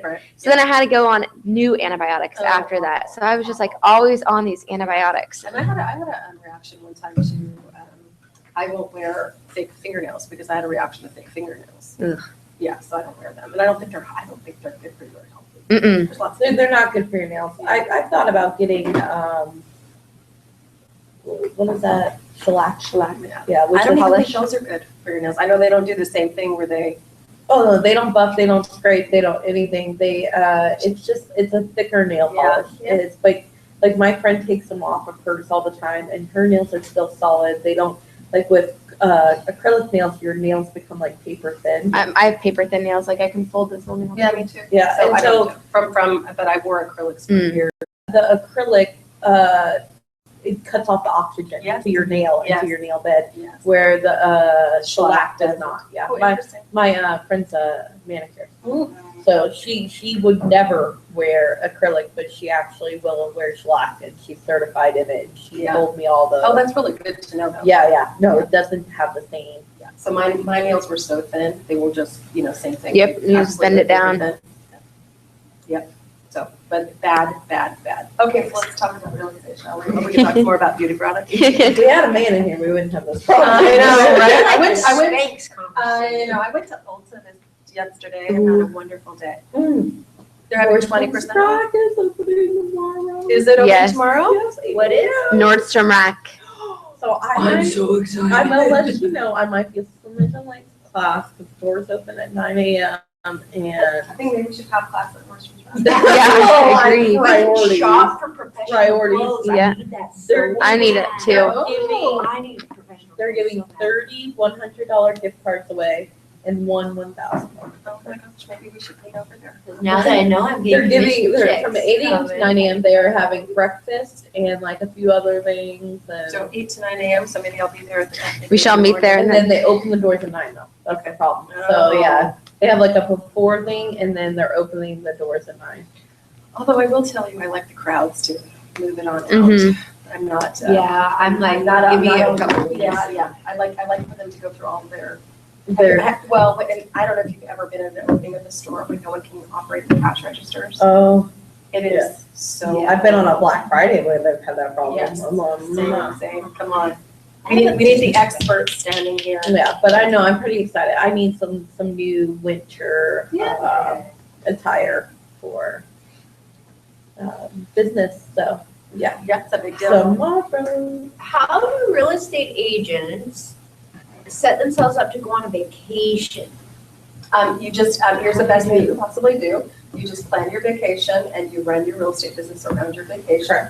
Because there's nothing else you can do and you need to have a good friend who you trust, who is willing to watch your business and you would again, likewise, pay it forward and you would do that when they go on vacation. But you need to have somebody who, and you need to recognize that depending on the amount of work they end up having to do on your files, you should really consider giving them a referral. Yeah, and I'm working in the accounting department. I've seen it go both ways. I've seen where it's always trade seats. Like they trade off their vacations and that's just how it goes and they've been doing it for years and they don't ever change Change the money. money. Even if someone writes a contract for someone else, if that was their client and that's the way they've operated and done it for years. But I have seen other realtors realize that that person had to do a lot more on this file than they had to do on their vacation. And so that they'll give them like $500 or something of the sort, you know, some kind of exchange. So a referral fee, is that a paperwork? So you write something up and it's a percentage of It can be. your It can be, commission, or it can or be is a it just flat a rate. flat It fee? could be a flat rate. It's like on a sales report. It's not, if it's inter-office, you don't have to have your client sign anything or anything like that. On your sales report, there's an area right after you have all your information at the top of the licensee and address and everything like that. There's a referral section that says I'm giving this flat rate or this percentage to this realtor.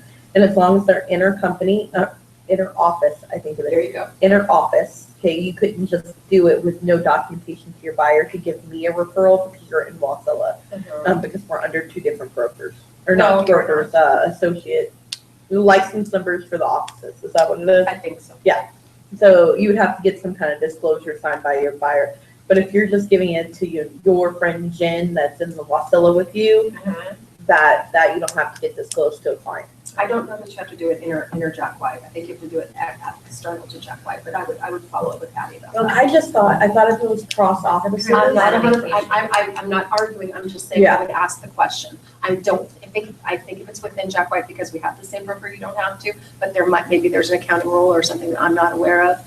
I'm not 100%. I'm not 100%. The only reason I thought that is because Jack White physically has to cut a check to the other office. Right, the only thing that might be different if it's commercial, because we have stuff Oh, that's broker. totally different. Yeah, That's totally but I different. don't know about inter Jack White, but Okay. that would be something we'll clarify. How about that? But yeah, no, so you can totally do that. Like, I run an agent's files and he just gives me a flat fee.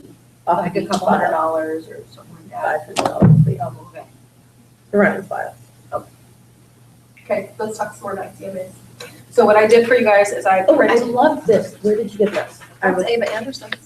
Ava Anderson. That's Ava Anderson's. I You love. are welcome. But what I would suggest is that you do these, you write something up yourself. Write it myself. Okay. But no, absolutely love it. Isn't I that was reading amazing? this and I was like, this is amazing. This is why her listings go on and sell. Yeah. You know, I should bring in the one that they designed for me. I paid them to take the one that's in, I think it was in our list packet there. It had great stuff, but it just looked really cheesy.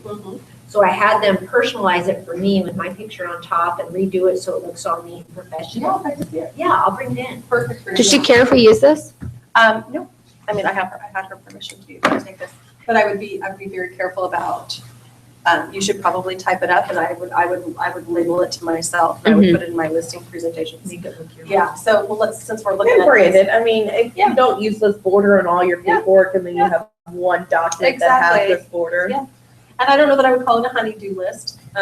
She calls it a launch day. So the whole house, she wants them to clean or paint baseboards, clean paint windowsills, paint rooms as needed, paying a special attention to cut-ins. Do you guys know what we're talking about, cut-ins? Does anybody know what that means? Like closets. No. That means anytime you have a edge in a room. So if you go and read, just like even on a DIY. I'm gonna send it to my friends. Sure. If you go, I can email that too.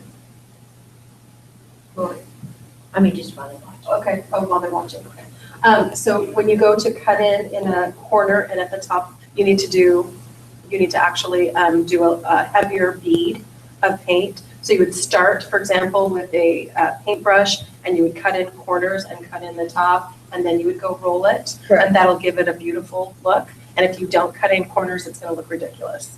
Correct. You know, because the rollers and whatnot can't get close enough. Right. You know, so it's kind of like, think of cutting in as like eyeliner. Yeah. You know, eyeliner. Yeah. Well, I mean, I normally paint corners first and tops. I just didn't. I It's actually called a paint the thing. corners from the top. Called cutting in. Okay. It's a real thing. Cutting in, I'm gonna be all official. Yeah, I next know, time. you're gonna be able to say, we need to go cut in the corners. Yeah. And the tops. So cleaning light fixtures, it's a really small thing, but it makes such a huge It deal. does. I mean, I can look at my own house and I always, I have somebody who comes and cleans my house, but I always have to get up and clean my light fixtures because they get this nasty, dirty. How much do you pay for some of the companies? It just depends. I have I mean, for years I had, my absolute favorite, and I would tell you to do this, is find parents who homeschool their kids because they look to have them do jobs and to work for people. So I was paying somebody I was paying a young girl, she was a high school, probably junior. I paid her $100 a week. And that was more money than she would make if she had to have a part-time job.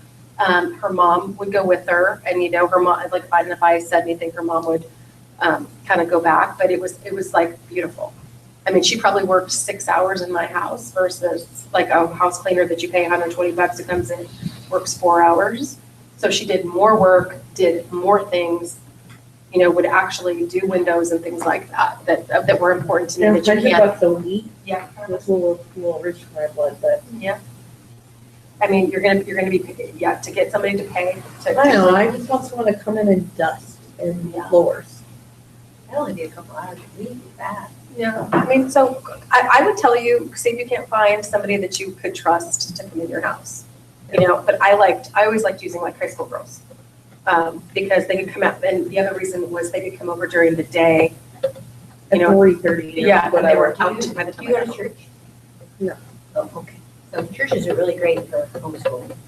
People that are hard workers. Most homeschool young people. Well, and their parents make them do stuff. They have to have projects and stuff, so. Yeah.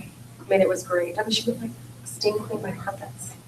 Do when you I know, needed them. do you know any friends that go to church? I would tap into church, because already my mind's going, gosh, I could get many people from our church that would do just that, but. Well, I mean, my mom goes to church, but she goes to church in Marcelo, which isn't gonna help me with Yeah. church. But Yeah, but you could find, I mean, you definitely could find something. Homeschool kids for me were, I also used them for babysitters for my kids. Because I they need were, to lock one of those in. Yeah. Like, I really wanted to go to this concert on Saturday. and I I'm can't telling you what, it's a big deal. Mommy Dearest is going to Fairbanks. Okay, so cleaning light fixtures is one of those heavy duty cleanings, but it makes a huge difference.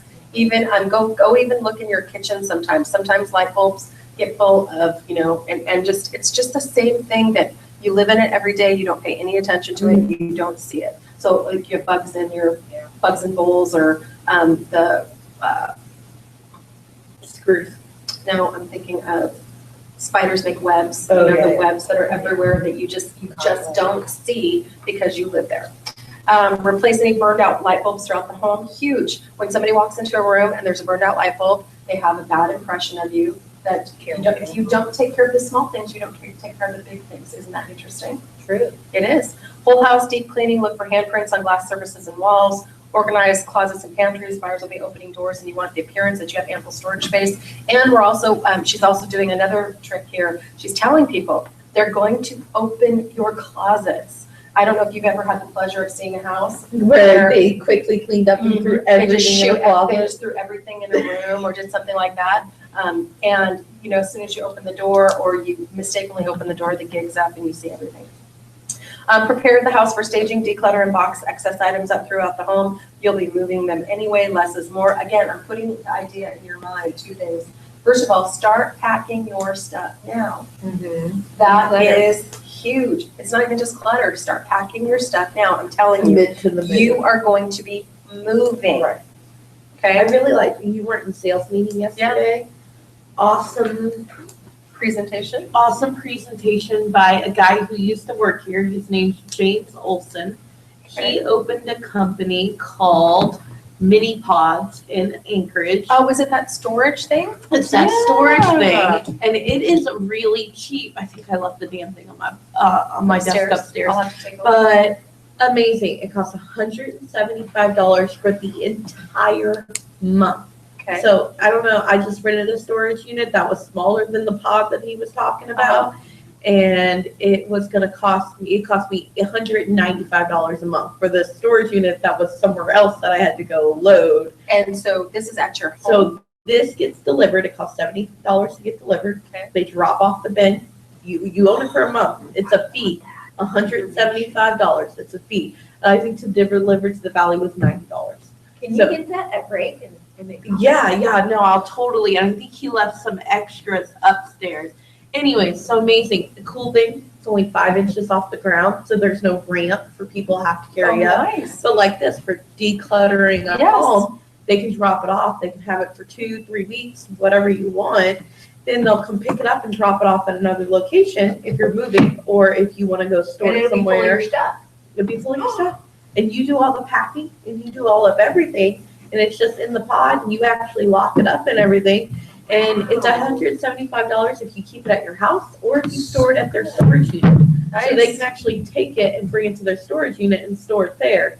Is that So, another delivery fee? yes, it is a delivery fee every time they pick it up and drop it off. There is a fee for that. But if you think $175, even if you're Versus a moving company. versus a moving company or a U-Haul, or where you're rushing to do it in one day, I tell you what, I just, I put my condo on the market I was living in. I had to bring everything to a storage unit. Okay, Could you have put the pot at your condo? you could put the pot at your condo. Could you have? Yeah, no, I could have filled it up, Okay. and then when I put it on the market, I could have had it go to Take that, somewhere else. go to their So I'm storage just, unit. yeah, I'm just wondering if you could have like left it. I mean, would you have been? I don't think, no, condo associations, I don't think I could have left it there for an extended amount of time. I could have left it there a week, but I think anything more than that, it's kind of like a non-working vehicle, I think is how they would have treated it. But I could have paid for it to go over there. I ended up having to rent my storage unit for 3 to 4 months after it was all said and done. Mhm. And so I would have saved $30 a month Yeah, doing this pod thing. nice. And then they could have dropped it off at my New house. new house, and I could have had however long to Wanted to. unpack it. It's a genius idea. Genius That is a idea. really good And idea. And how neat to be able to give that information For to your September, it's free first delivery. So when he Nice. drops it off at your house, it's free first one. Nice. And then if he picks it up and brings it anywhere, that's when you're gonna. Well, I even can, I'm having the flooring replaced in my house. I Oh. have furniture stored everywhere. So instead of, my garage is full. Right. So, I could totally see, Yeah, and just Doing drop it that. off for 1 month. Yeah. That's it. And you have it, you even if I did it for a couple days, that's still cheaper than all the generations I'm doing. right, I know, I was highly impressed. So, Excellent. anyway, so thinking of that for this. Yes. Tell your sellers, Maybe have that as an option. $175. There you go. Fluff and make all beds, checking to assure sheets are not sticking out from under comforters and furnitures. Remove excess furniture from bedrooms, dining room, living room, etc. You're getting ready to put your home on stage and you want it to look its best. Pack up any valuables or jewelry that you do not want to appear in internet photos or in the presence of folks walking through the house. Again, this gives them the idea that you need to get rid of your crap. And you really need to think about valuables because you don't want to have valuables at the house. Don't tell them to get rid of their crap. Yeah, you gotta be careful about that. Pack up any medications, narcotics, or place them in a box in the closet where they're not easily accessible or visible. Suggest removing personal or family photos you do not want to appear on the internet. I'm pretty neutral. I think people like to know the house that they're buying from. I also think that people like to think that they're buying a happy home. That's something interesting as well. Neutralize the home by taking all personal artwork down and knickknacks. Manicure lawn and ensure decks and sidewalks are debris-free and swept. I totally agree with that. You're going to the kitchen. Remove all items from countertops. This is a big one. Making sure that that kitchens look like you can work in them. But the easiest thing that you do is to remove items from the countertops. So what kind of like items? that toaster, Coffee makers. coffee maker. Toasters. Even sometimes, unless your canisters are beautiful, like ditch your canisters and that kind of stuff too. Noodles, and Yeah. all that stuff. All that crap. So I'm thinking, I've got a spice rack. I've got, my cutting boards. I've got all kinds. Just get off. Because I use it every day. I have it here for my convenience. But when you're putting your house on the market, I want a different set of eyes to look at this, right? Replace weather stripping on the back door. Oh, I'm sorry, also all items from exterior of the refrigerator. So she's wanting you not to have a cluttered refrigerator. Because there is nothing you want, first of all, I don't want to have other licensees' refrigerator magnets on the exterior of your refrigerator because I can't go remove it myself. And also, people I can't go remove somebody else's refrigerator. I've got the house listed and they've got Jean's refrigerator magnet. I can take that down. It doesn't belong to me. I want to though. And people will stand and stare at the crap on your refrigerator. Isn't that interesting? And read it. And read it. Isn't that just weird? They just look so. Your kids' progress reports are where. Did you not know this? Paint damaged door jambs, that's a big one. Living room, remove large sofas, declutter, repair fireplace hearth grout, paint, repair windows and sill and paint baseboards. Bathroom hall, paint, check to make sure the bathroom fan is working. Looks like a lot of moisture on ceilings and walls. Remove all items from top of surfaces, declutter. The other thing too that we would tell people is to get actually up. So if you have, see those cabinets back there that have like a free space on top? Probably if you got up there, it would horrify you how dirty it is up there. So one of the things, when you're getting ready to move is to tell people they need to look at the spots in their house on top of furniture where they don't ever dust. Let's just be real. I haven't seen the top of some of my furniture since I moved it in 12 years ago. I can only imagine what's up there. But when you're putting your house on the market, Yeah. it's the people who are going to, and recognize two people are different heights. So somebody might see something that you don't even see. So you might need to get on a little step ladder and kind of look around your house. That's a whole different vantage point, especially when you're short. Yeah. People have the weirdest things up there. I was just cleaning or painting my kitchen when I bought it, and there was like spoons, silverware, on top of the kitchen. Like you can't even reach. Like So they probably had kids in there. yeah. And kids were throwing some stuff around. Not that I'm telling you the kids would do that. Kids do that. Or just my kids do, not nobody else's kids, just mine. So check all the tops of all surfaces. That's really important. So you want to make sure that whatever you have is really clean. Bedrooms, declutter and remove excess furniture, touch up paint as needed to repair nail pops, organize closets and place doors back on closets. So many people take the doors off of closets. I think that's really interesting. Okay. Some people because they can't shut it because there's so much crap in it, and other people because they just don't like their closet doors. Well, if you really don't like your closet doors, what would I tell you? You get rid of them, paint them, or get new ones. Another thing I will tell you that can make a small bedroom look amazing. This is an old school trick: mirrored doors. Mirrored doors. I did that when I sold my condo. Yeah. It was necessary. It's absolutely amazing. Cost $190. Yeah, the depth, it almost literally makes the room look double the size that it is. Mhm. So if you have a really small room, mirrored doors. And I tell you what, I had bought regular closet doors and I was about to install them. And I was looking through pictures of old listings that had been in my condos because I wanted the same layout and I was getting ideas. And the mirrored doors, and I was like, nope. So what do I have in my new house? Some closet doors that I might use.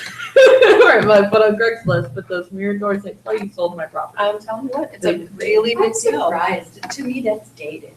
No, because the new ones. No, you have to really do, nice. oh yeah. Do they? They're They're very clean, they're not. Yeah, Okay. they're basically full solid mirrors that every woman wants in their bedroom anyway. It's a full length mirror.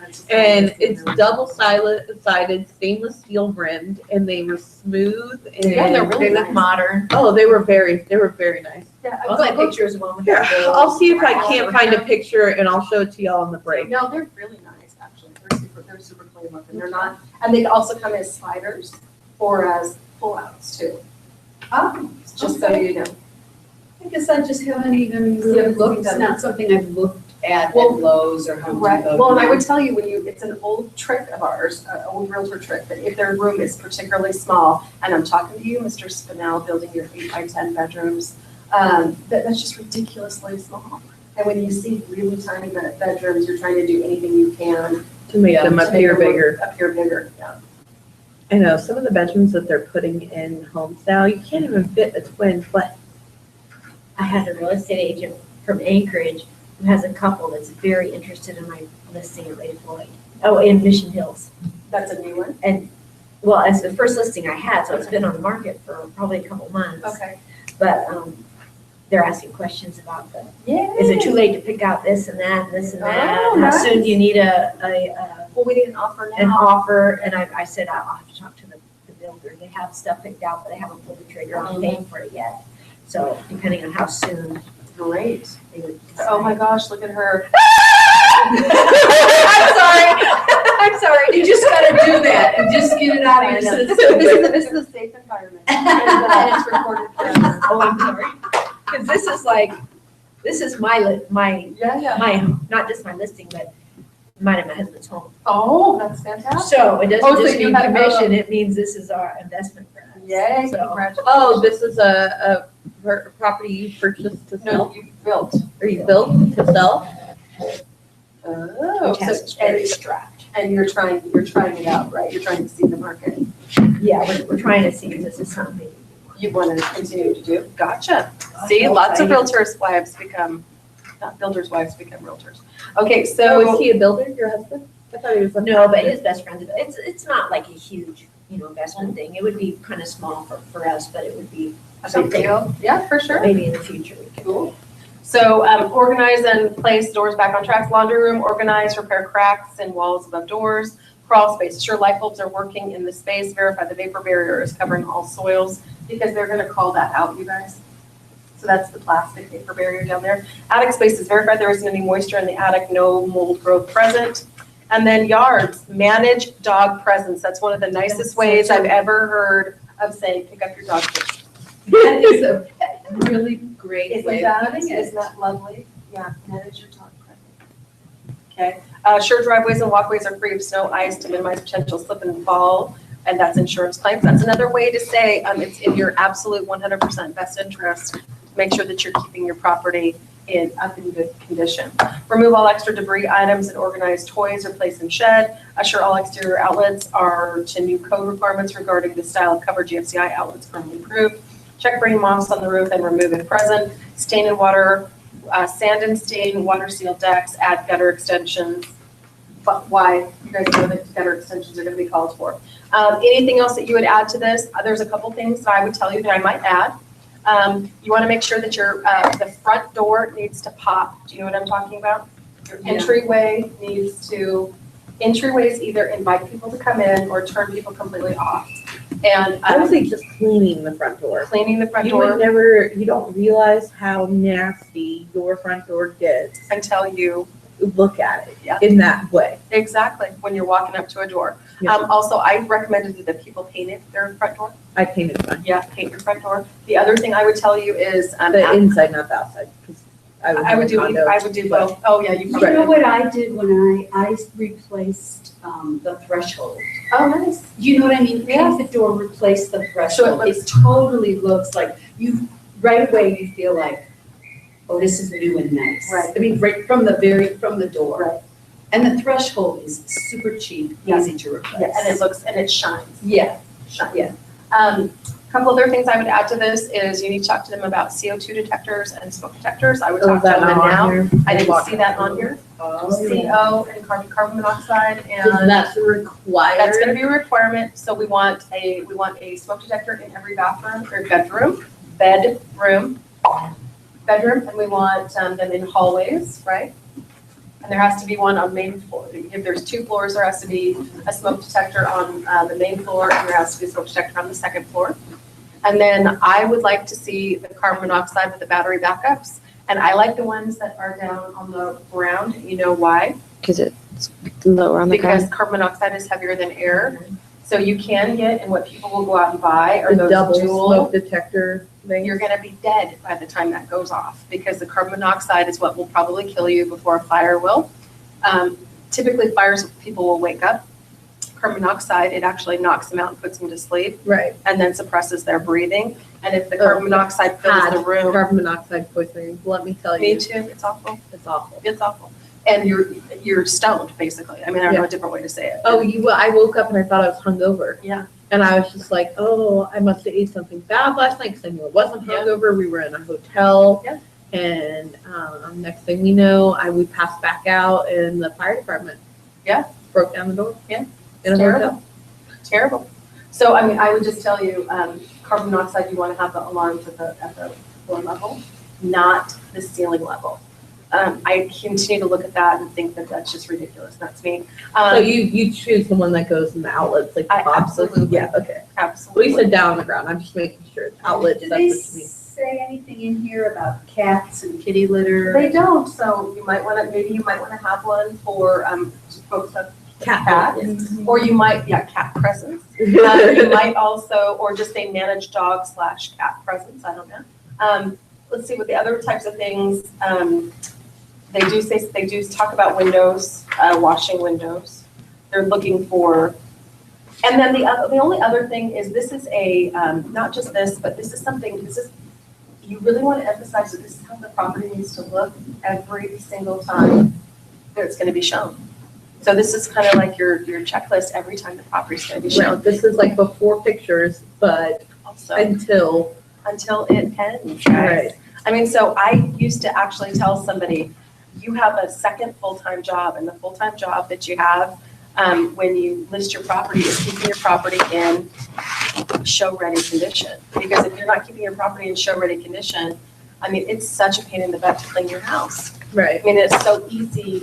I came back from vacation, I had a lovely young lady that was staying in my house, and she cleaned my house. I come back from vacation, I probably haven't been back a month, and it looks exactly like it did before I left, you know? Like my office, how's that? You know, so just, yeah. Okay, so talking about CMA, so this is a really great thing that you can do. Again, I would put it in my listing packages or my sellers listing packages, you know, something that this is, and I would ask you to retype this, okay? This is someone else's work product.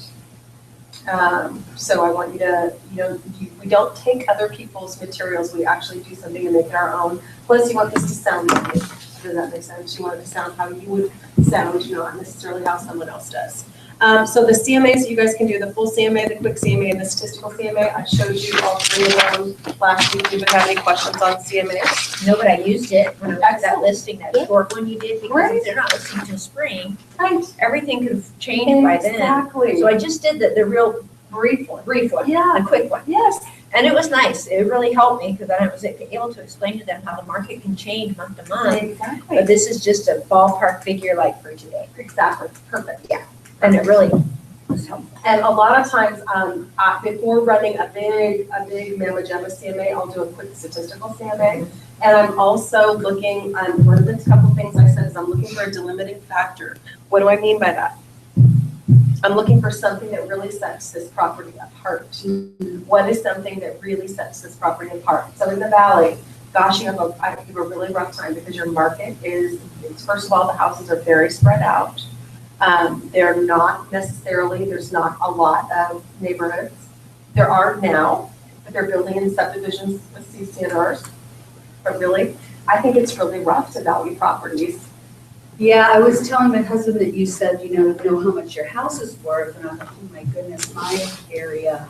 I mean, you have a really beautiful home, Yes. then you have a guy living in a bus. Sure. And then, and then you have my house, which is a nice home, I wouldn't say it's, you know, it's just a nice home. Sure. And then you have a home that has plywood siding. Yes. And then somebody's living in a Yeah.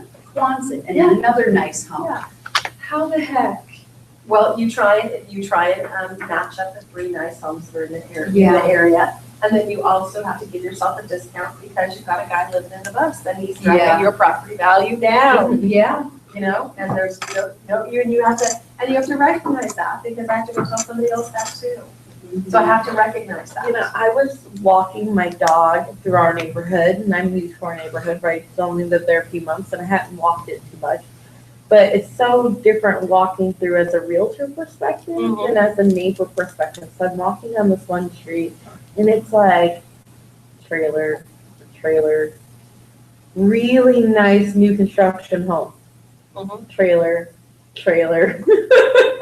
And I'm like, well, you built that wonderful home, but did you look at the two neighbors next to you? Well, And then, I mean, there was like ugly trailer, then there was a really nice raised, put a deck on, built a fence around, nice trailer, you know what I mean?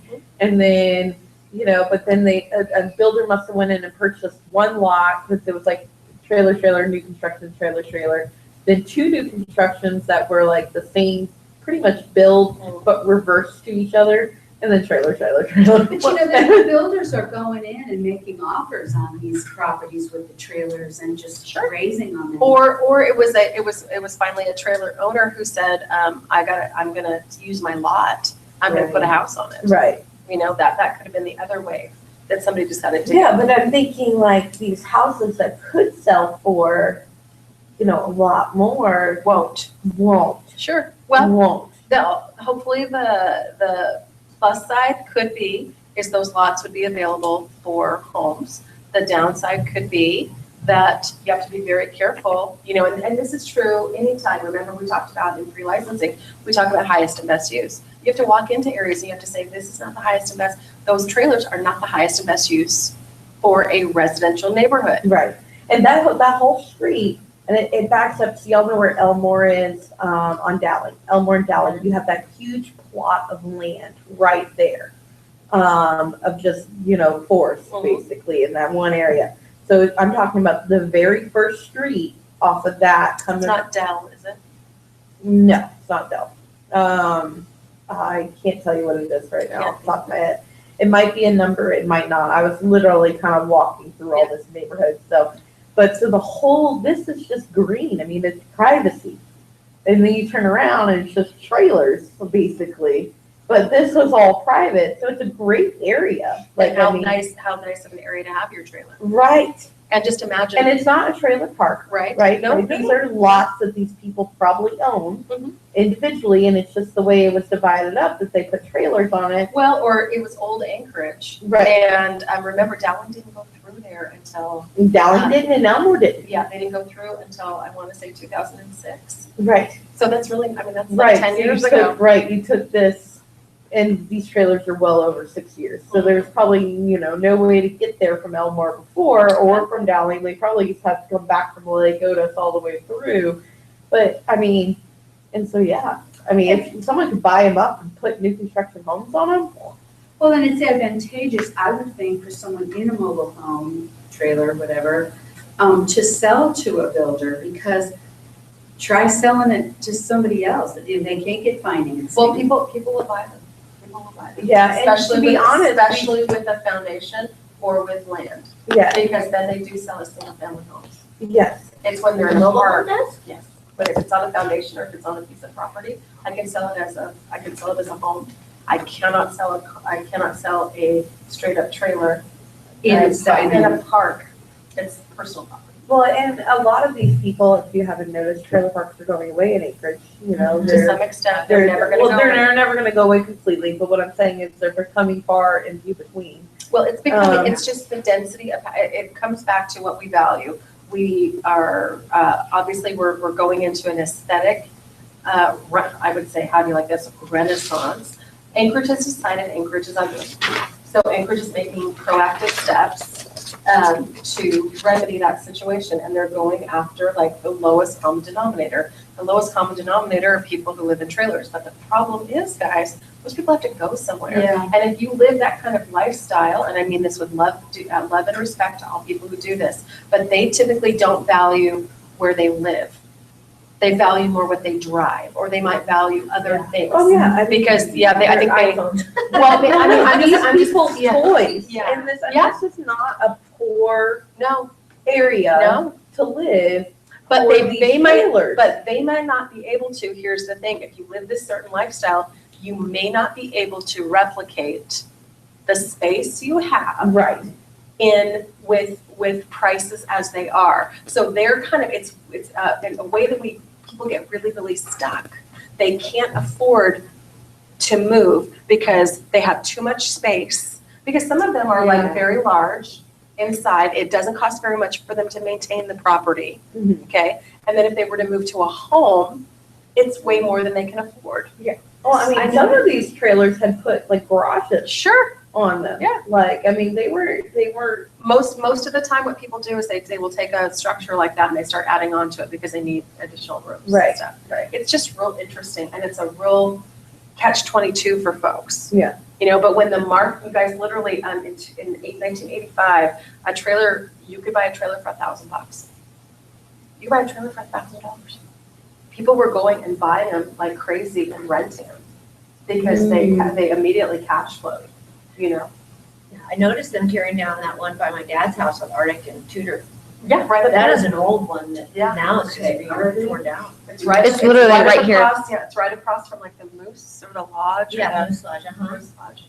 I used to spend the night in that trailer park. Did you? Now I see them. There's one on Boniface too, That was gone. well, First Providence took Yes, that one, yeah. and now there's one down. Now that's huge. And there's a builder that's That's coming in there, huge. and he's gonna put in a big. Is that old Brian Brother? I don't know. Yeah, my sister-in-law used to run that trailer. Actually, It's massive. I get lost in there. Yeah, and people, literally, I don't know where folks are gonna go. That's the Right. problem, because they can't afford housing. And they're paying less than they would for an apartment. Right, and they're paying space rent. Yeah, so, $400 space yeah, rent. so what are they gonna do? You're gonna price them into a $1,900 payment. Right. I mean, that's a real tough. No, I have my best friend, they used to live off of the Armand. Yeah. Okay, huge barn style, 6-bedroom, 4, bath house. One lost a job, they had to sell. They went and they bought this trailer cash, Mhm. and they put it over on the Muldoon trailer park where they back up to the greenery. So they literally have like this huge, and then they put a deck on it. And then what do they look out? They look out the mountains every morning. And they spend, what, $350 for space rent or something And like rent. that? And they're living a better life than what they would have been Yeah. living. They're no longer house poor. Right. And there's a lot of people out there who that's, or the other thing is the idea to being, now Alaska, as you notice, we place a high value on being mobile. Like being able to go cut, basically I call it the cut and run. I mean, we were, I don't want to call us a prison penal colony, but we attracted a lot of people literally who wanted to like be away from rules and regulations and things like that. And I'm not saying that all folks, but that attracts a certain amount of people. And people, if you consider housing temporary, that is what a lot of folks consider as the most temporary housing. You know, when I was at the university, I managed the land sales, Yeah. right?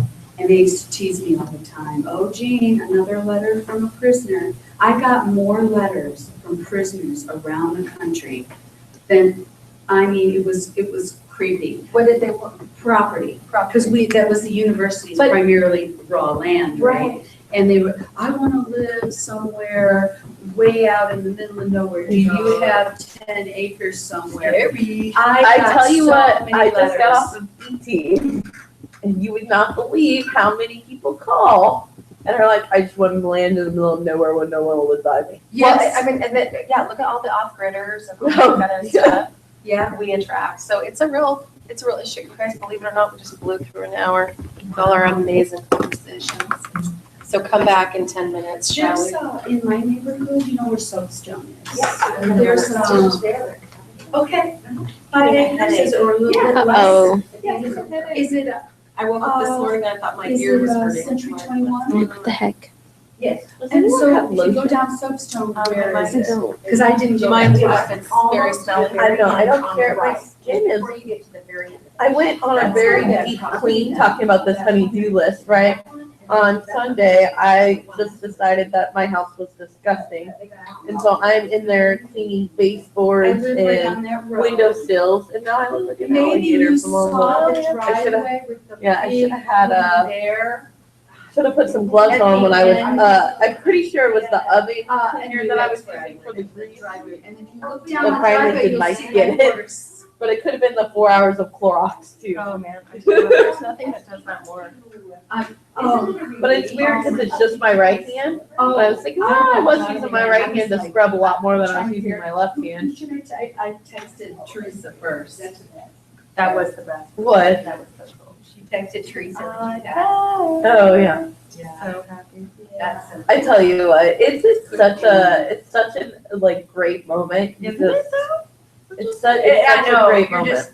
And you're all alone in your car. Yeah, I But you're know. doing it, but you are saying to yourself, you're like, I don't ever have to do this I know. again. Me Yeah. too. Well, I think I squealed a little bit. Like I like you. I looked at the sheet. And I'm like, did Let me I read this. and I like look up the guy for like approval or disapproval or like what I'm looking at. He's sitting with someone else. He's like, you passed, and I was like, no, really? I mean, that was the hardest test I've ever taken in my entire life, or something like that. I'm like, this poor girl was really going in for the real estate exam, and it's like, great.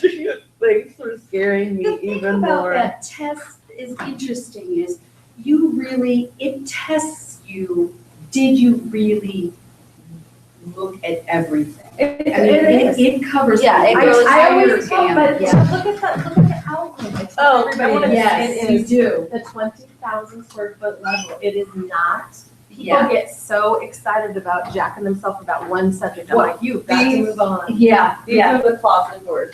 that I Oh, put. yes, I see. Yeah, so it's just really nice. You're right. Solid. It does give, it makes it look like the room Is is double the goes size. beyond Yeah. that thing. Definitely. And these are not, it was no master.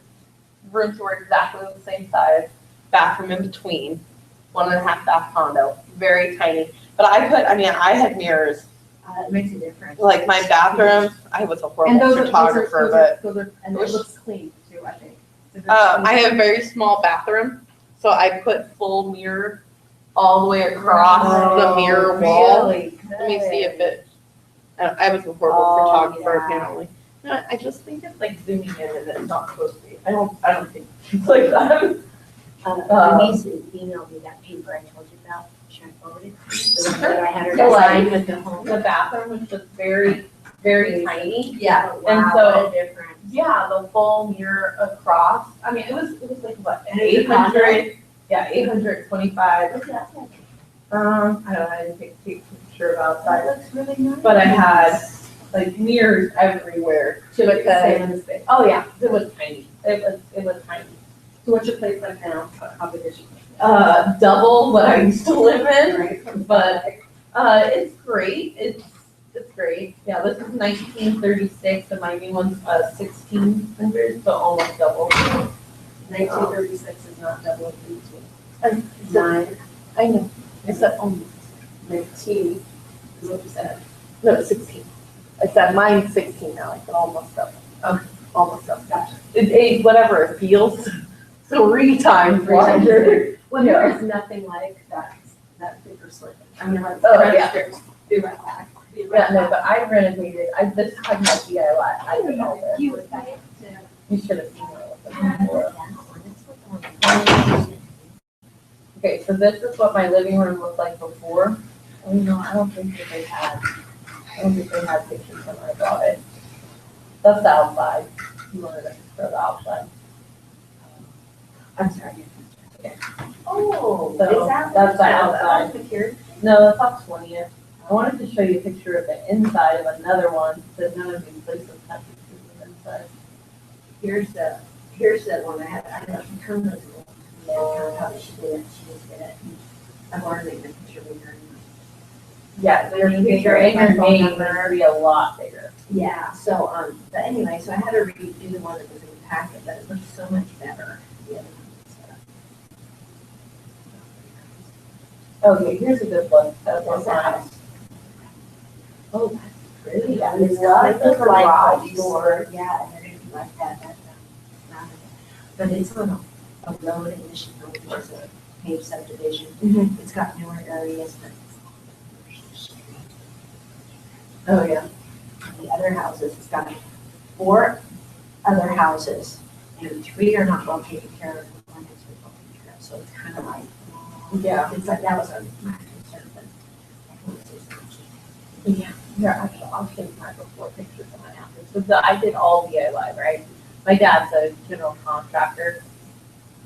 So I renovated everything.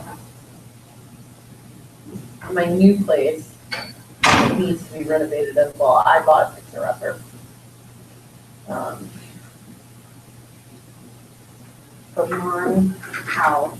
And I just did a project here. So the first thing I did was the living room. So this was my old kitchen. This is my old kitchen cabinet, the cabinet over my Ooh, that TV. was so much better. Oh, yeah. Did you buy one or just? I stained it and painted them. Wow. And I spray painted the hinges and the doorknobs because I was not spending $2 a piece on new ones. So I spray painted them and they looked great till the time I moved out. And I'll tell you what, and then, what's my little boy? Oh, no, I've seen him. He's way more important than the cabinet. That's, he was tiny, he's 6.5 now, so he was a baby, yeah. But yeah, no, it was all like brown trim, brown carpet, What is like the trim?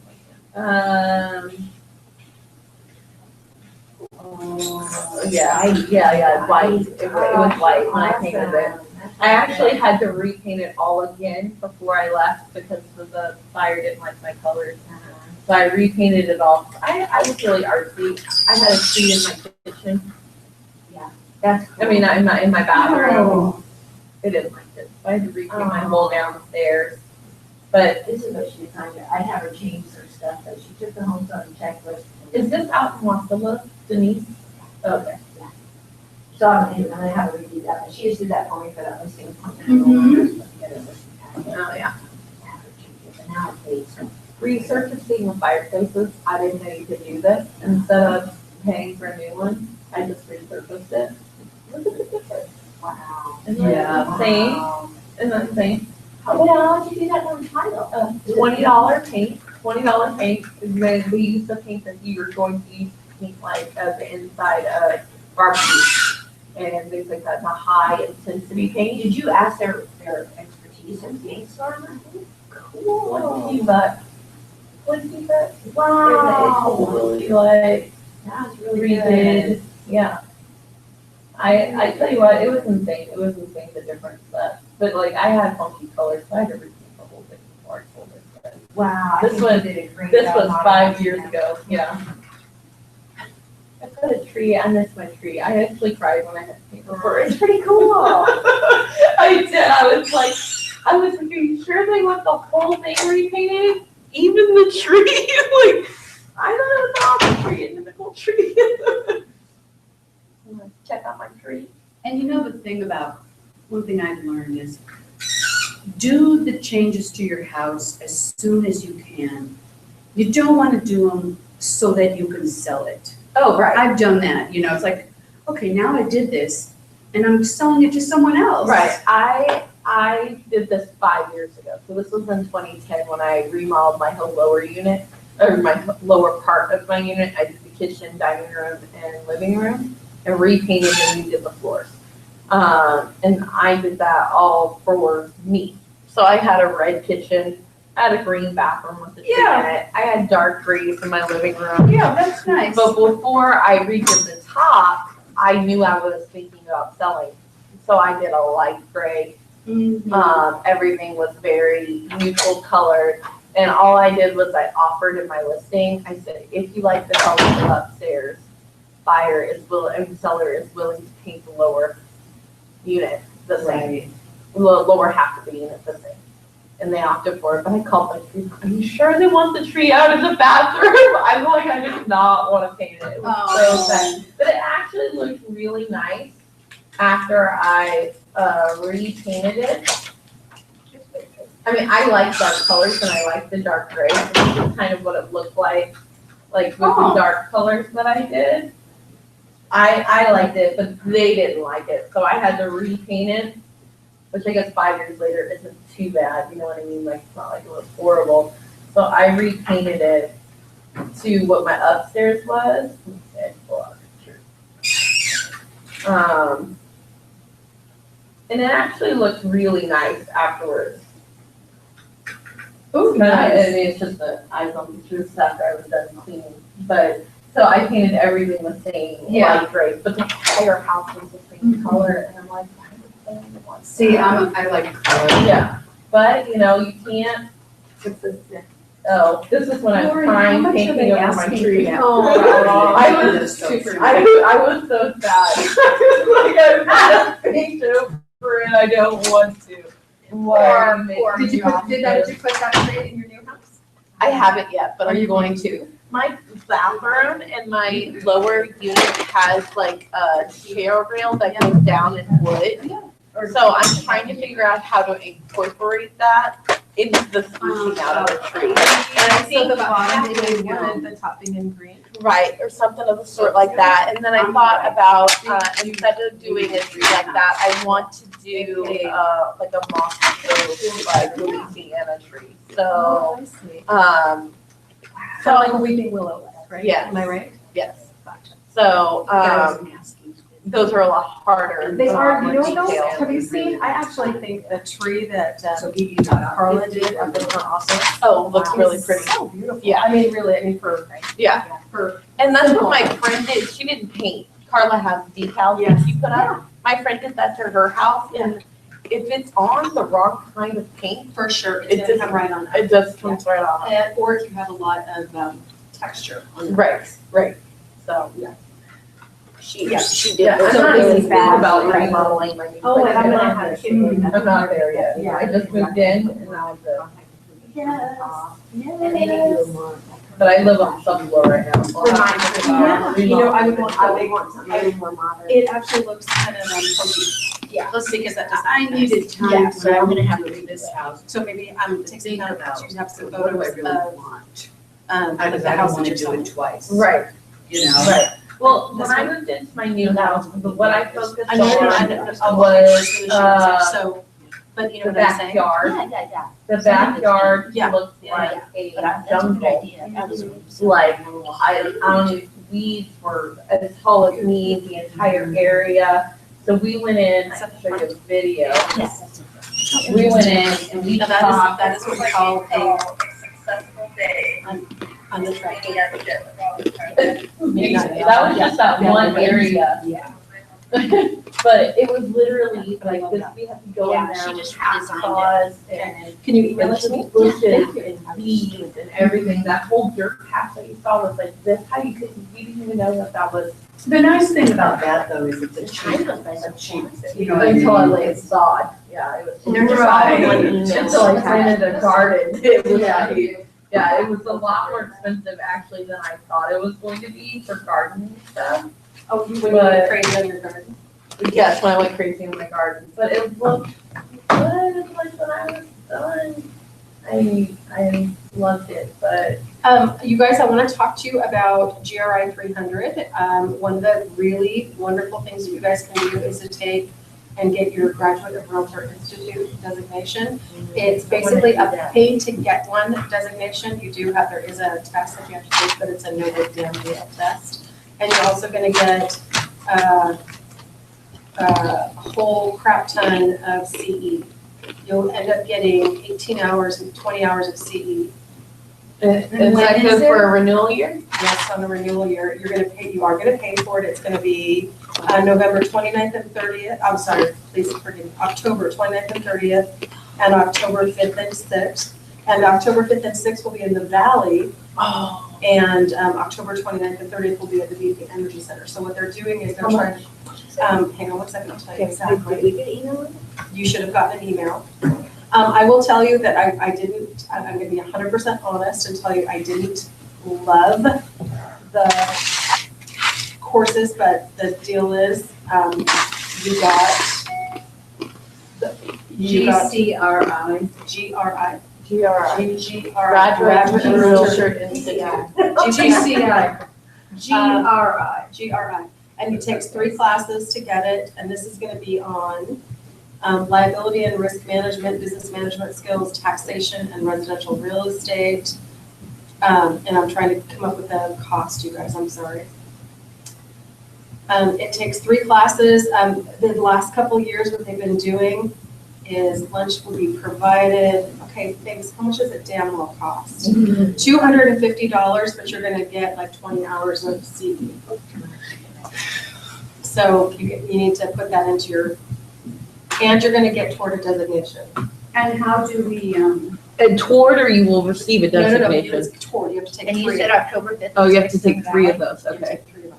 And they're all gonna be about $250, but at the end of the day, you'll have a designation. And one that I don't believe on GRI, you have to pay dues to keep, like CRS, you have to pay dues to keep. Do you think it comes with any kind of referrals or anything? No, I like don't that? think so, but I think it would be, if nothing else, being able to put after your name GRI is not too shabby. is the class in Anchorage and in the Valley the same class? No, it's Oh. 4 different days, and what they do is they split it because so many people complain about all classes being in Anchorage and not being in Valley. So if we take both, You're gonna take, you need all of these days. oh, they're all for 250. All for I two. see. And the other one is October. So it's October 29th and 30th, and November 5th and 6th. And 5th and 6th is the Valley. 5th and 6th is at the Valley Board Office. But is that the Philosophy same, like, offered. could you take both of them? You have to take them both consecutively in order to get the hours and in order to do No, this class. Yeah, what I'm saying is, the one that's offered in the Valley, and the one that's offered in Anchorage, could you take both of them and get 2 out of your 3? Or are they the same, are those the same 2? It's 4 days of classes. Okay, and you have to take You all have to 4. be there. And Okay, you have to And take how all 4. often do they offer that once a year? It's very, I will tell you, they've made a kind of a concerted effort, in my opinion, to offer the GRI all 3 classes every year. I think they've only been doing it for a couple of years. I don't know if they're gonna continue, because it's hard to get an instructor to take off an entire day. And put so an entire- these 4 days include all 3 classes, or this is just one portion? One class, 4 days. Okay. One class, 4 days that covers these topics: liability and risk management, business management skills, taxation, and residential real estate. That's all GRI 300. And you have to be there for all 4 days to receive credit. And then there's 2 2 more. other classes, there's GRI 100 and GRI 200. But at the end of the day, you would have a designation. Yeah. You would also have 20 hours towards your renewal. It's for $250, so it's not bad. Yeah. Because your post-licensing education credits, you guys are free, but your renewal education credits, you're gonna have to go outside of you can get your DCEs with us, but you can't get your CEs with us, you don't have enough courses approved. So you're gonna have to get CE credit no matter what. This is not too bad for 4 days of classes, $250 is not bad. So is this the thing like Cage of Boston out? Mm-hmm. GRI 300. Mm-hmm. And I always recommend you try to be working on a designation. Now, my favorite designation obviously is CRS, but that has to do with the length of time of the business, and you have to have production, consistent production. Let's say. Okay. Okay, so CMA, you just went out and did a quick CMA, okay? So first, always to start your CMA, you're gonna be using the search engine, right? You're gonna be searching. And what I like to totally tell you is you need to stay in your area. So although you could in Anchorage, sometimes East Anchorage, 40 and 45 can be on the red on the border. You might have to use 40 and 45 to work on the area, but literally, you have to recognize for a condo, you have to look at other condos, okay? I see CMA sometimes, and I'm just like, you're not even using the right kind of properties. So literally for a 0 lot line, you want to use other 0 lot lines. You're not going to be able to use a single family home. They cannot value a 0 lot line the same way they do a single family home. They just don't, okay? For townhouses, you want to use other townhouses. You are going to run into unique properties, I think, in the valley. I mean, I think you have a real challenge. You're going to run into unique properties all the time. And how do you value those properties? That's when you're really going to have to kind of, I say, rely on your colleagues. Because, and I think I told you my story, didn't I, about I had a licensee, a brand new licensee, and they were condos on Rika Drive, and they're 1,400 or 1,500 square foot condos on Rika Drive. And they go in there and they say, these are going to be $230,000. I'm like, you're going to sell that condo for $100 grand. It's not going to sell for that. Well, you don't understand dollar per square foot. And I'm like, first of all, you don't understand. It's Rika Drive. I know these condominiums. I'm telling you, they're not going to pull value. They're just not. I mean, look at the dues. When you look at dues at $400 or $500 a month, a lot of people that outspend them out of those condominiums. Does that make sense? Mm-hmm. So you have to reduce the price in order to get somebody to buy the condo sometimes. Mm-hmm. And then you also know what I'm talking about. Mm-hmm. That is really heavy duty, kind of like a little bit of condo rental land. It's really tough to get somebody to buy over there thinking that they're going to live there long term. And it has a very bad reputation for some serious crime. Yeah, it can. Rika? Oh, bad. Like, Well, you know, my nephew lives in murders and. There's some really nice areas. There's some good. I mean, there's good everything. Yeah. And and you guys have to recognize a lot of people are going to start there. Yeah. A lot of people, in order to buy a place, they're going to have to start on the east side of town in that particular building. Those particular condos are. They build. So, as a matter of fact, where was your condo, Missy? East, Berghoff. And, Right, but wasn't it like right off Rika? it was the street over from Rico. One street over from Rika. Yeah, so Rico's right here. I'm on East 20th. Did that affect your value? No, I can tell, well, I mean, maybe, well, okay, so the same exact condominiums built by the same builders, they have the same set, same layout and everything in Southside. And they go for On 30, daily. yeah, they go for 30 to 40,000 more. So yes, location does affect, but I would say the condos in Rica go for like 80 or 90. And my condo went for 140. Yep. With the same square footage. Exactly. So yes, But not like I'm priced the same as them exactly. or anything. But you gotta recognize, and the other thing you have to recognize is people are gonna start there. Can I ask what your dues were? 235. So 235 is And not the- local. No, actually relatively good to what I looked at, other associations, because it covered insurance, water, waste, trash pickup. They covered the not basement, but the crawl space. Crawl space. Yeah, they covered the crawl Roofs. space, the roof, and all party. Yeah. So the crawl space, I mean, fully covered by them, so that, you don't see that often with condos as well. Yep. So. So you had a truly what we would call full service condominium. For 235. Yeah. So really, Decent dues. yes.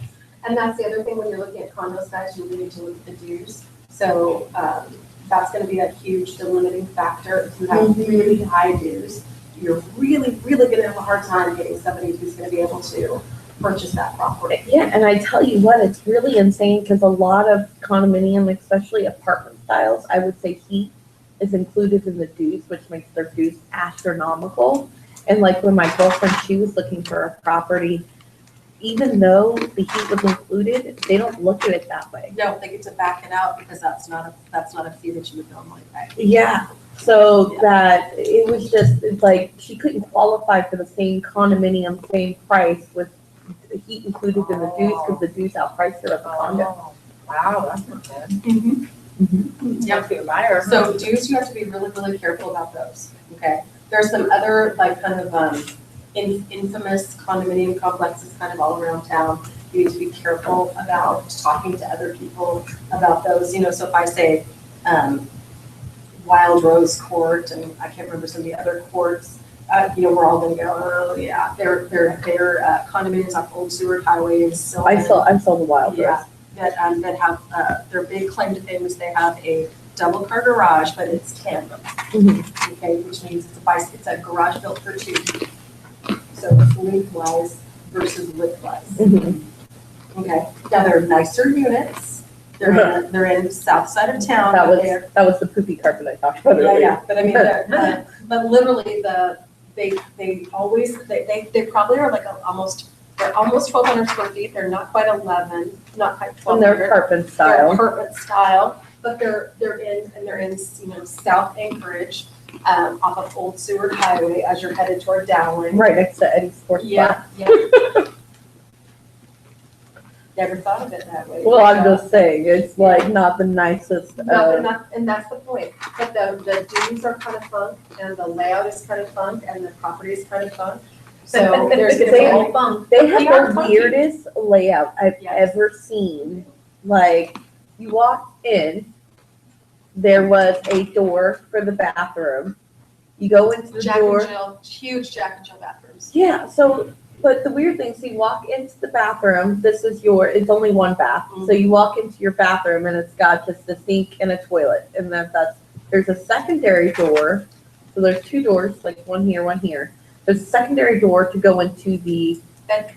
the bathtub area. Oh, yeah. Then it opens up into the bedroom. And then it opens up until, The closet, master the bedroom. closet with the Yeah. laundry area, then goes into it's like a hallway bathroom. Like, I don't know how to even, it's like a hallway bathroom. It's like And bathtub. it's right off the entryway.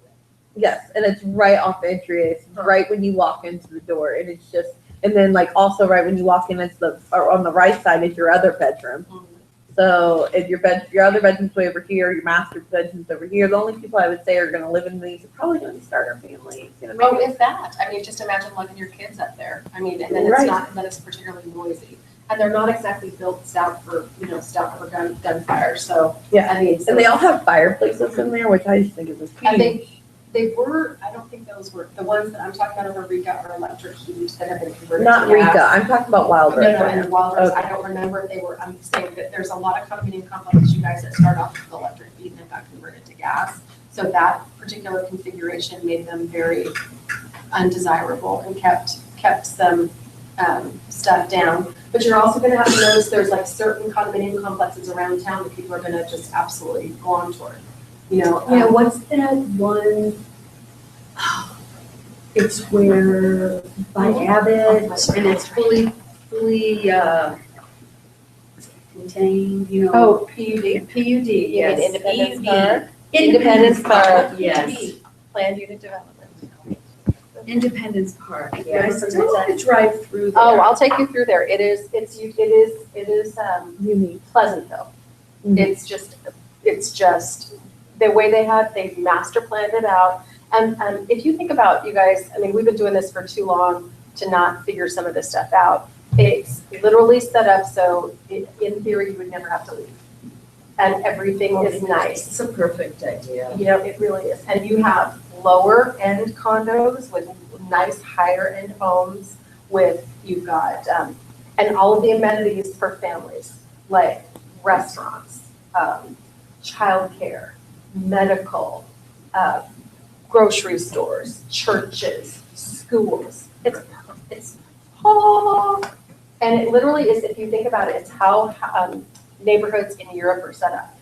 It's behind the Freddy's there on Abbott and Lake Otis. Abbott and Lake Otis is one of the corners. Okay, Yeah. all right. And then that whole, but it's ginormous. Oh, it's huge. Okay. It goes all the way to Brayton. Mhm.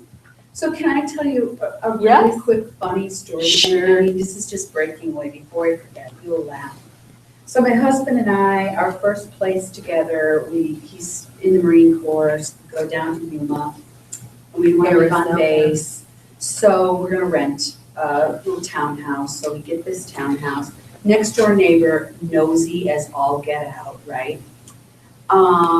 And so one day, it's about 6 o'clock in the morning, and I wake up and I say, Chris, there's like police lights out there, something's going on. I get up, I look out, I said, Chris, they're at our door, and they're knocking on our door. So he's like, what's going on? So we go down there, and the police, there's a bunch of cops, they have their guns out, and he's like, yeah, we had a report that there's gunfire inside your apartment. And I said, it's just my husband and I, and Come we're right on in. yeah, we were sleeping, and a man, they had us standing against the wall while they searched our whole place. We're like, why? All of it was because I don't let my dog or my cat out. You know what I mean? That was Come my, on in. it was weird, and we were like scared. It was like, what's going on? So they say, okay, you know, do you have any weapons, blah, blah, blah, you know. So they didn't find anything, obviously, they leave. So we were like really shook up.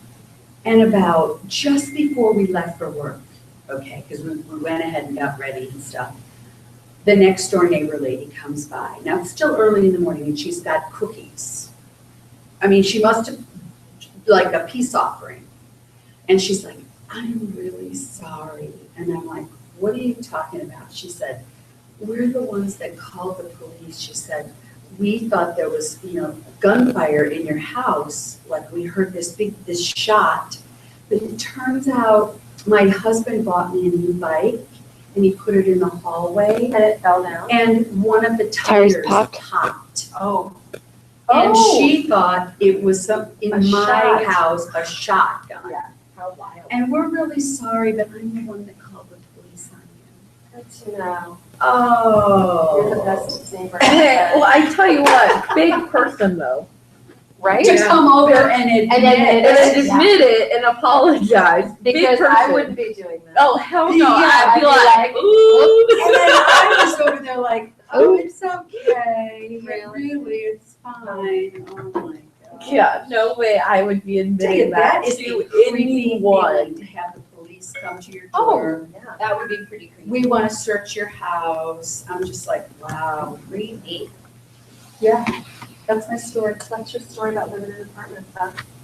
I tell you what, that was one of my biggest fears living in a condominium with two people next door. Is you didn't know who you were living next to, and a gunfire could just come right Well, and through. Aren't, especially with your units, weren't the crawl spaces not Oh contained? no, no, they were open. That's So you could crawl into someone else's house? Yeah, like people kept latches on their. Oh my God. So you couldn't use the crawl space for much of storage or anything because you could. You go to the neighbors. It was Well, they could free for all. They could take whatever they wanted. Right, they go down there and I took something one time. I took their stairs. My unit didn't have stairs. So I took their stairs and I put them up against my unit and nailed them. You're on camera. We've recorded. People watch this. Okay. People are gonna call me later. And feel like what? 8 years ago someone stole Yes. a pair of stairs. Yes. That unit went through 3 different owners since then. They don't remember. She they sounds had like she's stairs. worried about it. Yes, people are gonna talk to me about this.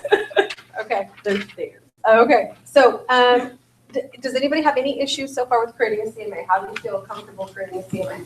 I feel pretty comfortable. You feel pretty comfortable, okay? I actually, but I still kind of second, I don't know, like, I understand not walking through the property, you're not going to have a fair, CMA. You can't. Because when I did my house. Yeah.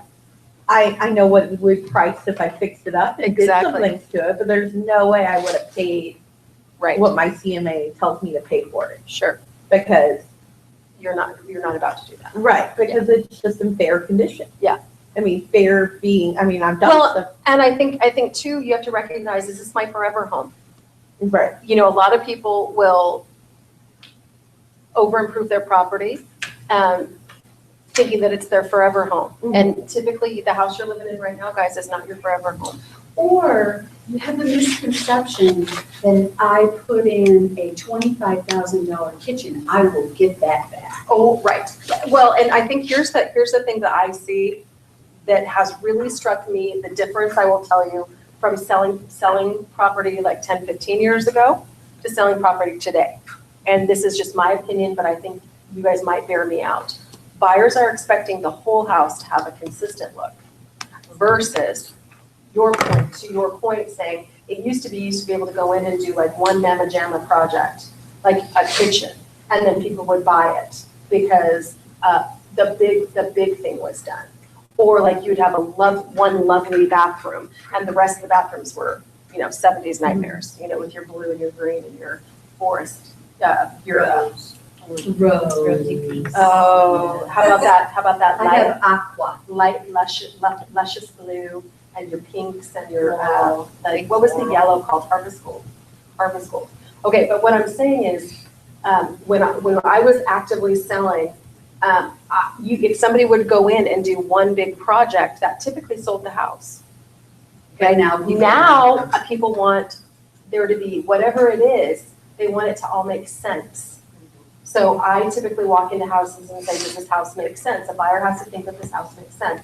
So if you've only done one bathroom and you have 2 horrible bathrooms, buyers have a problem with that right now because they're looking at the overall versus just looking at being happy that one thing is done. right. Well, like yesterday, I walked into a bathroom where they put a very modern vanity, very modern, that kind of see-through glass, Sure, type thing, and then the rest is done in rose gold. Exactly. And it has glass lighting, Exactly. painted wall, but then you have this One vanity. And see, that's the thing that people are just like, it doesn't make sense. No, and buyers can't wrap themselves around what doesn't Right. make sense. That's why Larry M., God bless you, Larry, he had a house in Bayshore.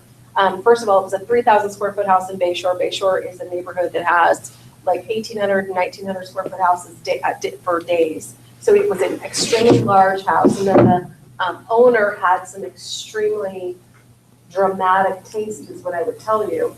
And I just remember saying to him, Larry, this house doesn't make sense. I mean, first of all, it's so customized to the owner who fixed it up. It's 3,000 square feet in Bayshore, take that house out and put it over in Geneva Woods, or, this house would have sold. but it just didn't make sense. So what did he, I mean, whatever. It finally, it just, the price had to come down to a certain price point, but I mean, it had a number of different features that were so personal. I mean, literally just to give you an example, the upstairs bathroom, the gal had seashells put in her tile floor. Like she went in her grout type area, she went and picked out seashells. And then they had seashells, she had taken mirrors and she put the same matching seashells around the thing. Now, if you loved it, if you walked in and said, oh, I love it. But how many of us walk in and go, oh my God, seashells, that's what a bathroom needs.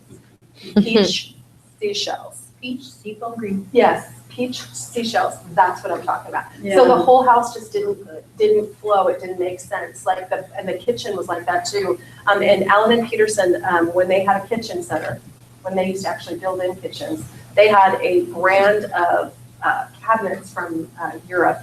They were super high gloss. They had a white and they had a really pretty blue, okay? And they were put in really high-end houses. Well, she put in the white, but these are like high beam gloss, like almost iridescent white.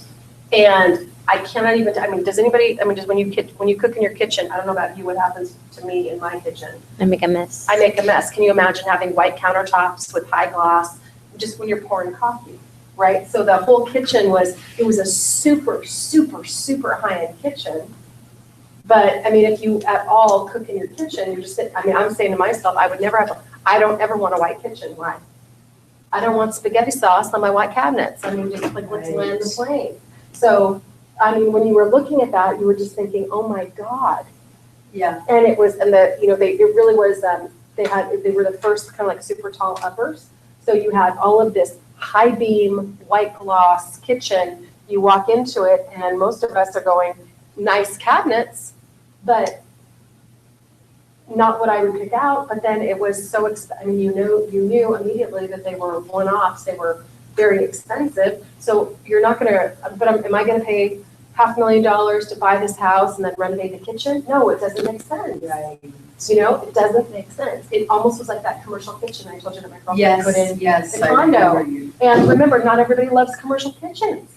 I mean, so to go out and buy these super high-end appliances that only really a chef would use for cooking in a restaurant, where the rest of us are just being like, I'm burning everything I own because I'm on I have a 10,000 watt BTU burner and I just want to cook a freaking egg. You know what I'm saying? Just want to cook my duck eggs. And I can't. Yeah, I know. I know, but I mean, it really was kind of one of those things that they and then they did stuff like they had hardwood and then laminate floors, and they did, nothing was consistent. You know, what our eyes like to see is consistency. So if you're gonna decide to paint your house cream, we want to see all the walls basically cream. Yeah. We don't want to see, I mean. Lemon yellow. Right. Yeah. You know what I'm saying? I mean, so. And also, too many different types of, okay, you got this lovely, oh, I love this tile, I'll put this in my kitchen. Oh, I love this tile, put this in my dining room. And pretty soon you've got 4 different styles of flooring. just 'cause Four they look different so styles cool. of everything. And Yeah. for some people are very much, they can take a picture and that's what this room looks like. Yeah. And they're doing, they're copying this room exactly.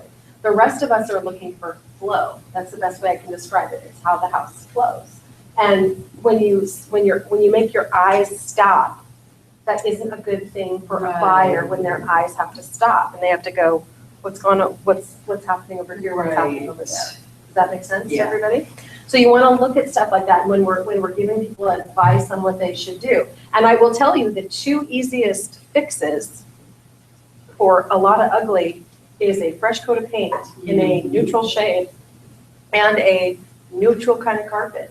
That will cover up, I can't even begin to tell you how many Yes. sins it does, because why?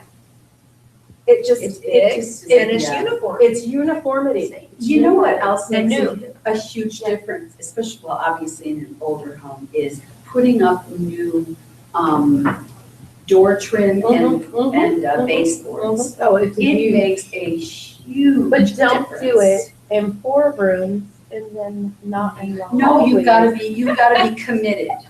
But see, and then, or worse Door than that, knocks. don't do that project. If you're gonna do like crown molding and stuff like that, do not do that as a DIY project. Because if you can't get a good joint, that looks so Mhm. stupid. Yeah, I've never seen I'm lucky to have my stepdad. He has all the saws and the materials. Yeah, He and has the actually angles, knows how to get the and angle. knows how to angle it so you can't see the seams and Exactly. do all that. And then I went through and I caulked anything you could see. But when you see Yeah. that's not done well, Right. that is Oh, it's bad. heinous. It's horrible. It's horrible. Or if you get gaps or like Oh, angles yeah. that don't. Yeah, no. With doorknobs, those things, to me. Switch it makes a plates and outlet difference. covers, No. switch plates and outlet covers That can drives give me you, crazy. that can give that house, and when you think about the least amount of expense that you can spend, first of all is paint. That's one. Right. The next least amount of expense that they can do is new light fixtures and switch and outlet covers. I just did that to my house and it looks so nice. They were like yellow. It made the walls look yellow, Yeah, you know, and yeah, then yeah. put white, Oh, switch everything I out, did and it that looks with my great. 1970 condo. Yeah, that's I my even- conduit. I had my stepdad, because I'm not gonna do it, go through and actually change the switches themselves. Yeah, You know, that's not what I just the did too. covers, change the switches, change the actual Outlet, plugins, yeah. Mhm. Do all that, and I actually went a little higher up and did all Dimmers. childproof Oh, for nice. my plugins. Oh, So nice. that you actually have to put the plug in, 2 plugs, so people, if they bought it, didn't have the childproof, and I had 2 young kids, so I didn't. That was I good for you. It was good for me, and it would be a good, extra thing later on. Mhm. But it's super cheap to do, and It doesn't take that long. and it doesn't take that long. But the, I made someone else do but the bump you get for the look is Yeah. amazing. Because nothing's worse than those outlet covers that look like someone's been smoking in the house. They used Yeah. to be white, now they're manila. That's Well- what it looks like. I mean, to me, that's what it looks like. I know they were actually bought the manila color, but Yeah. that's what it No, looks and they like. really do fade over time. But light fixtures are, I will tell you that when, 20, 30 years ago, you guys, light fixtures were one of the most expensive things you could put in your house. Really? Now they're like $20 for a Wow, 3-pack. so Yeah. expensive. Well, first of all, we didn't have lighting galleries. We didn't have Lowe's and Home Depot. So Okay. you didn't have Costco where you could go and get, I call them, sorry, for nipple lights, for lack of a better word. Do you know what I'm talking about, that nipple light? That's funny. I always thought my light when I was growing up looked like a boob. The what? The lights like that a look like a boob. It's like round and then it has like a It's nipple. a sticking globe out. and then it has a little cover at the end. It looks And that's like what you a boob. unscrew, take it off, and it looks like a I'm never boob. gonna look at them the same. You I've You never thought it looked like a boob? You look up and go, I'll say, I honey, need close to your change eyes. I need to change the bulb in my boob. That's really funny. No, but we didn't have that. So when you went and made a lighting purchase, it Oh, yeah. was super expensive. You'd have to go to Brown's Electric, and then, simple lights were really, really expensive, and people would flip out. And then, this is also back in the day, so if you go back far enough, there aren't even lights in bedrooms. They switched them, they That was switched like them to how my whole outlets. living room was. Yeah, My whole living room in my condo was just outlets.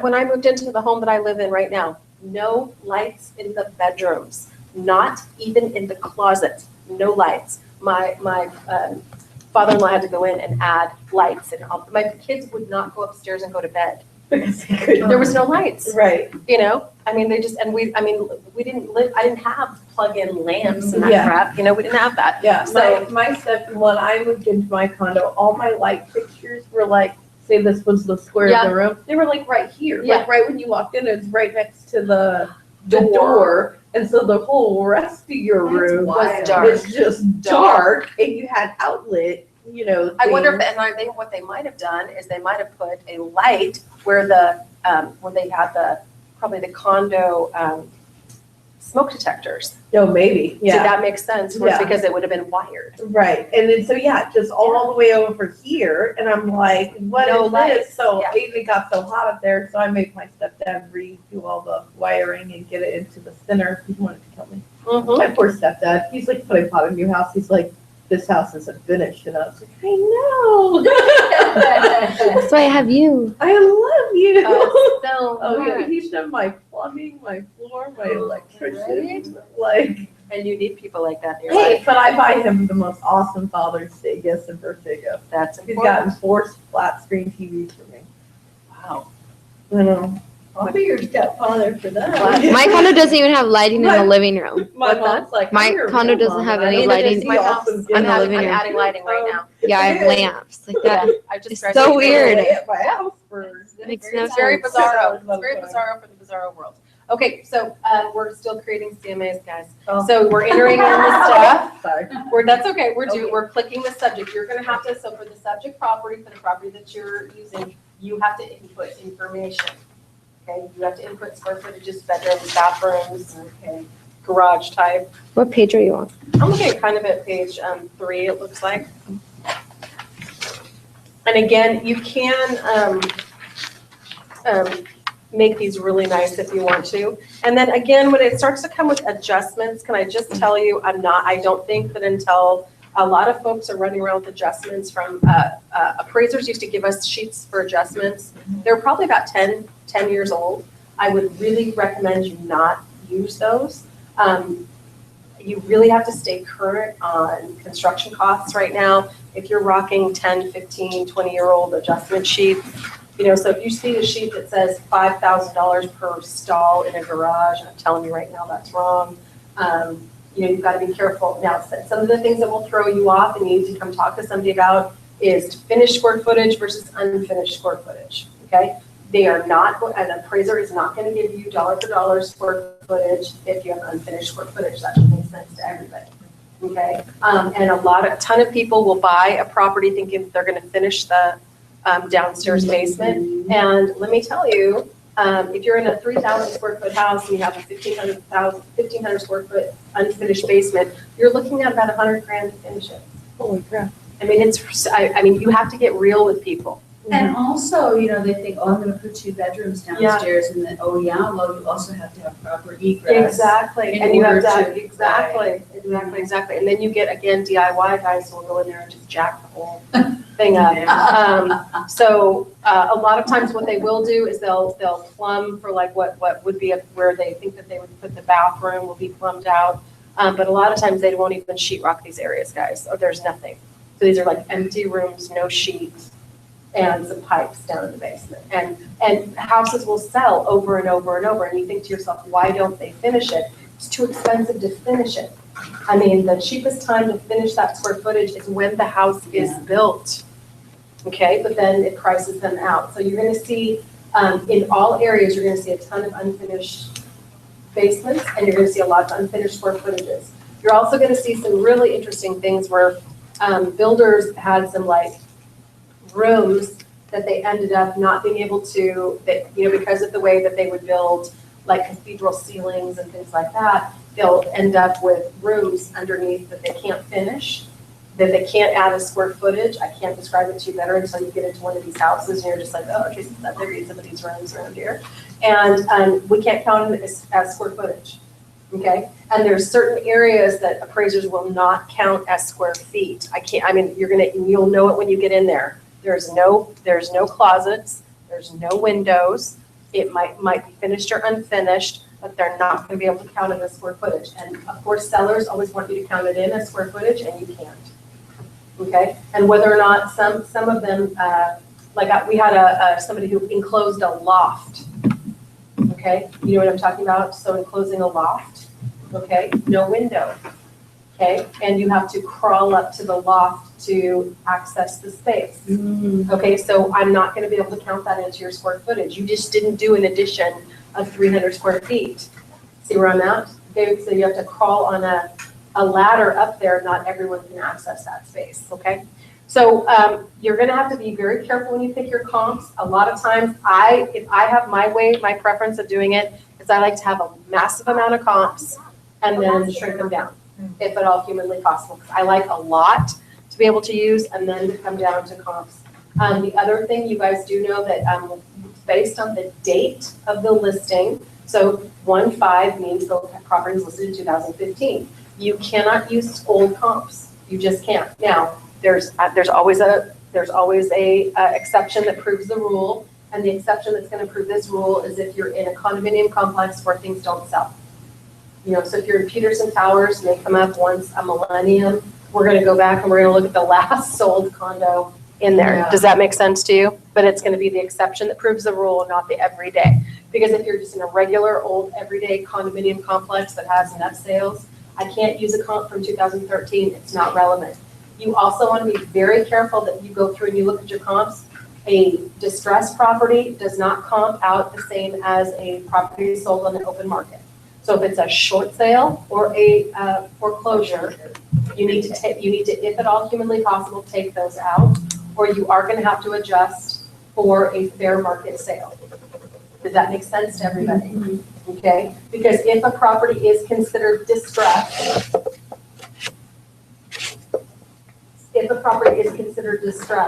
then it's just not going to sell for the same amount of money, just period, okay? Okay, in theory, it's supposed to be lower, because if I don't have a distressed property, then I'm not being forced to sell, that I don't have to make concessions, okay? So before, in your area, in your market area, there is nobody who does a CMA more than Jerry Moses. Jerry Moses can get to the dollar, okay? He is somebody that, he will do CMA classes every once in a while. Patty will have him do that. If you have an opportunity to go to one of his CMA classes, I would drive to the valley just to see I how will he does trust that. Yeah, I mean, I don't know that, he does it whenever he feels I like did it. tell him a couple of times, Jerry, I really wish you'd do the CMA classes. Everybody raves about your Exactly. CMA classes, and I really want to be in it, so please teach me. Exactly. So if I'll he ask him again. yeah, there you go. Bring But I mean, cookies. he doesn't, and he might actually just sit down with them and say, hey, can I take you out to lunch? Can you show them how to do CMAs or something Yeah, like he that. said that he would make himself available. If I had a subject property, that he would sit down and Yeah. walk me through what he would do. Yeah. So this is homework we're doing? Okay. Yeah.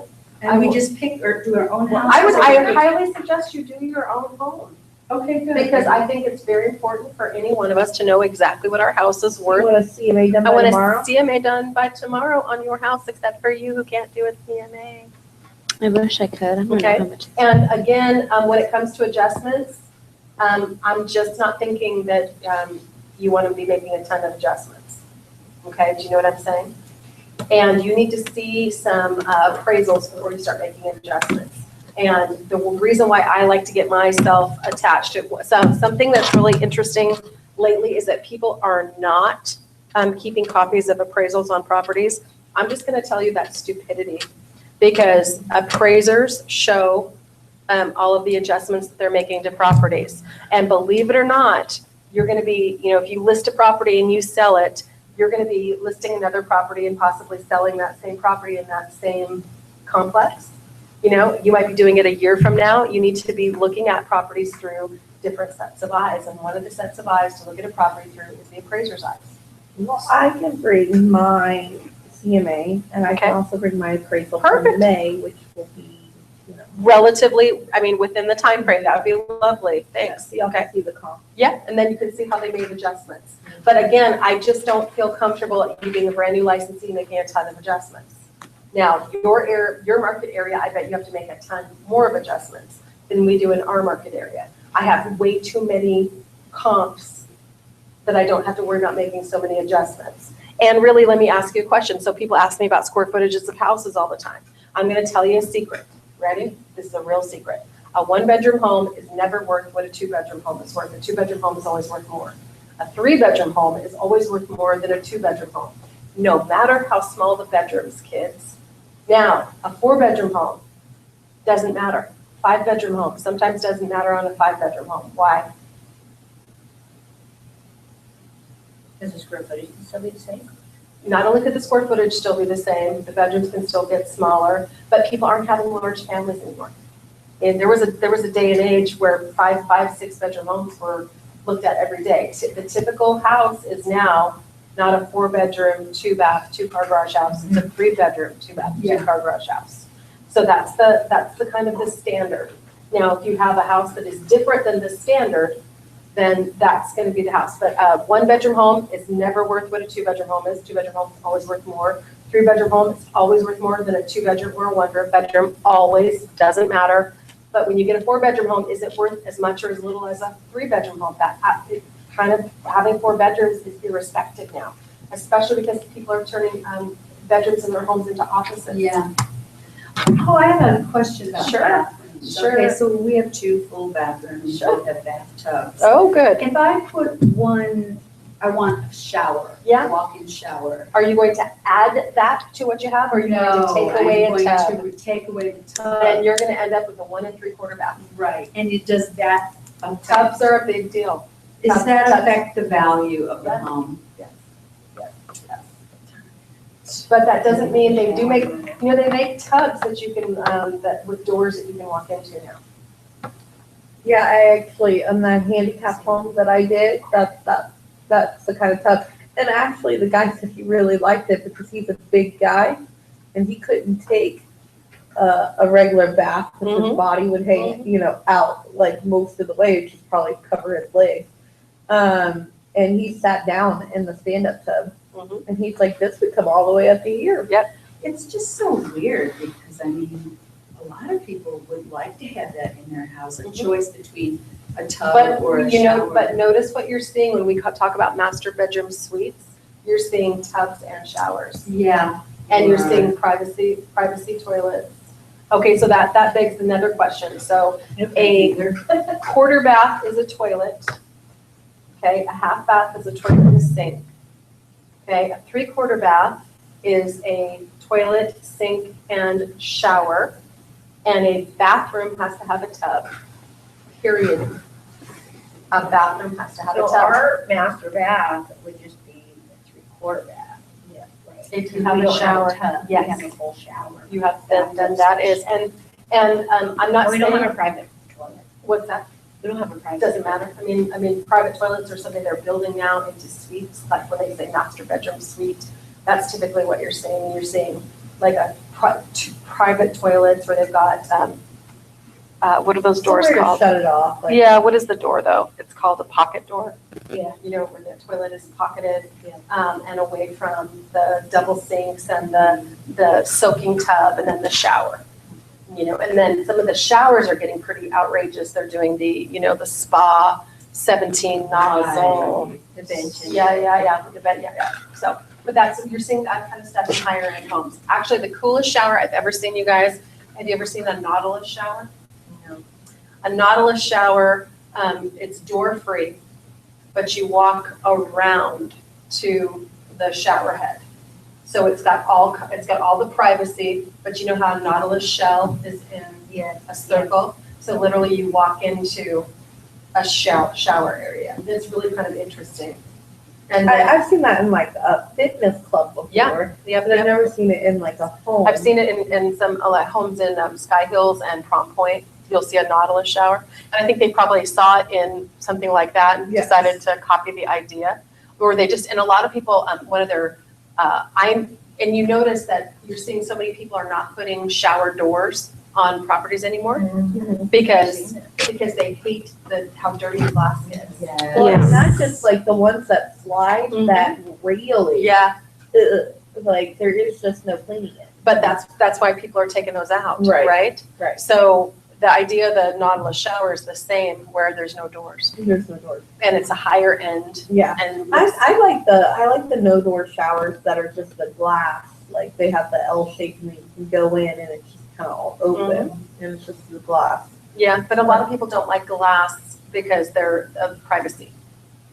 They don't want to see a body when they come in. And when So I think of glass, I think, how many hours will I spend trying to keep that clean? Well, hopefully you're still scrubbing that Nautilus shower stuff too. yeah, yes, but I mean it's typically more just so you get the feel of it. It's in that glass block. Right. So it just has it's not something that you have to, not that you don't have to clean it because you do, but it doesn't have the flat glass where it gets the soap scum effect as much. So again, I'm probably not loving that you're adjusting. And then here's the other thing about adjustments. You go 2-3 years and your adjustments are crap. Values are changing. There's 2 people who tried to teach me how to do CMA here, and they're like, adjust this for this and adjust that for that. And I'm like, well, how can I relate this to that? And like $10,000 for a garage area or whatever. And you see what I'm saying? Just based on time, adjustments are going to change. So what do you think you need to look at when it comes to adjustments? I'm going to tell you need to look at the big stuff, okay? Not the little stuff. Don't be adjusting for 20 square feet. That is stupidity. You want to be adjusting for Okay, don't be stupid. You want to adjust for big stuff, big square footages, big lot changes, okay? What is So, a big square footage change? well, to let's you? say 200 square probably, it probably has to be maybe, that's a really good question, and it depends on the neighborhood. But if you have a neighborhood that is very solidly 2,000 square foot houses, and then you have a house that's 23 to 2,500 square feet, that's a big change. But, if you've got lots, city lots in Anchorage, 5,000 square foot lot is a small lot. So a 6,250 square foot lot, although that's small too, it's not 5,000. So if you're in a subdivision, and we have a lot of subdivisions, obviously. So if you have a subdivision and then all of a sudden you see what we call patio homes, which are, 1,800 square foot houses, you drive in to the garage and the living's upstairs, right? You drive those on a 2,000 square foot lot, okay, well, now we need to adjust down for that. Do you see that? So, if a typical average everyday city lot is about 6,250, if you have anything larger than that, you've got a decent sized lot. If you have anything smaller than that, it's a small lot. That's why there's a neighborhood called, does everybody know New Naka Valley? Okay, so New Naka Valley, those are 800 to 900 square foot houses on 5,000 square foot lots. That's gonna pull price down. Obviously they're small. So that's a complete little homogenized neighborhood of super small houses. So the nicer the super small house is, and whether or not it has a garage or not, the more it's gonna sell for, okay? So that's how you need to start looking. So you're trying to look at houses like milk. What do I mean by milk? I don't know. Okay. That one's got me. Like kind. Like kind, there you go. Like, So typically when you guys go and pick out milk in the refrigerator, when you go to the grocery store, biggest choices I have to make are what kind do I want? Do I want cashew milk? Do I want almond, soy milk? Do I want whatever? So yeah, whatever. So then what's my big fat decision after I decide what kind? What brand? Maybe I look for expiration date. I look for maybe price and expiration date, right? I will reach to the back to get a house, to Get something, to get a house that will not expire, right? I'll give myself another 3 days of, right? So you will. So you will see people digging through the dairy case looking for a jug of milk that's going to expire later once they've made their decision on what kind. So it's kind of like that with houses, okay? So once you get the kind of house, then you're looking, there's only a couple amenities that are really going to drive price. it was interesting. I asked one individual in our office in Wasilla about Adjustments. not just CMAs Mhm. in general. Like, what are some rules or things that you include in CMA? And if I was surprised, they pulled out like a CMA, they pull their comps and then they go through and they pencil in their own adjustments on the sides for different things according to their experience. Yep. And what they feel, and they do it so longhand. Yep. Nothing's done on the computer, they do it all in print on their comp, and then they adjust the price themselves, and I thought, man, that's some experience. But that's going to take you how many years of experience to get there? And that means you're going to be in, but that's, no, but you got to think about it. The more you're in houses, the more you're going to get a feel, the more you see, why am I telling you to be on the hot sheet every day watching what pens? Today. Well, why am I telling you to watch what pens? What's selling? What's selling? What is selling? Then I want you to look at the property. I want you to go look at the tax value. I want you to go look at the photos. I want you to flip through it and be like, okay, and then start asking the question. Sometimes it'll just jump out and bite you. Oh, this property sold because it's in a great area. Oh, so there's a couple Tony neighborhoods. I'm sure there's Tony neighborhoods in Tony. Like Two-tone? no, Equestrian. yeah, like equestrian acres, or where people they know that they want to be. Okay, so we've got a couple neighborhoods that it doesn't matter what house comes up there, it's gonna go sell. Like, if I say Rogers Park, all of us are like, there's a house in Rogers Park. We gotta go look, there's a house in Rogers Park. So we all go drive over and look at a house in Rogers Park, because people wanna live in that neighborhood. It's Midtown Anchorage, but it's nice, and it's affordable, but it's not Prominence Point, you know what I'm saying? And they have some nicer houses. But it's very, very mixed. So, there's just some neighborhoods, that if you say the neighborhood, people just want to live there. So, you have to know that. So you'll have to start to know the neighborhoods. If I have a house in, what's the airplane one? the airplane neighborhood in Wasilla. Palmer. Isn't there one that they have, Sky Ranch? Sky Ranch, yeah. Sky Ranch, right? Nice. So people But want, they're 80s, but people want to live there, am I correct? beautiful views. Right, so, I mean, and I'm sure there's neighborhoods that have views, people want it, so, if I say that there's a condo that's for sale in, where's the skating rink everybody wants to go skate on? Westchester Lagoon. Okay, Westchester Lagoon in Anchorage, when I say I've got a property in Westchester, people are gonna wanna go look at it just because it's there. Or downtown, I wanna live in, people wanna live in downtown. There's a property on downtown, I want to live there. Turnigan would be another neighborhood. I mean, there's just certain neighborhoods that have a pull factor because of where they are, amenities, views, even, so there's got to be the same thing there. So you want to know those neighborhoods. What's the price point in those neighborhoods? What builders are building at what price points? Okay, so you guys need to know, what is Fennell building? Why do we care what Fennell is building? Because Fennell's building. That's why we care. What is Holquist building? What is Hagmeyer building? What are they building? And then you guys have, One of them is Hill. yeah, or what's her other one? Hall Quality Homes. You want to know what Hall Quality Homes is building because he builds a lot.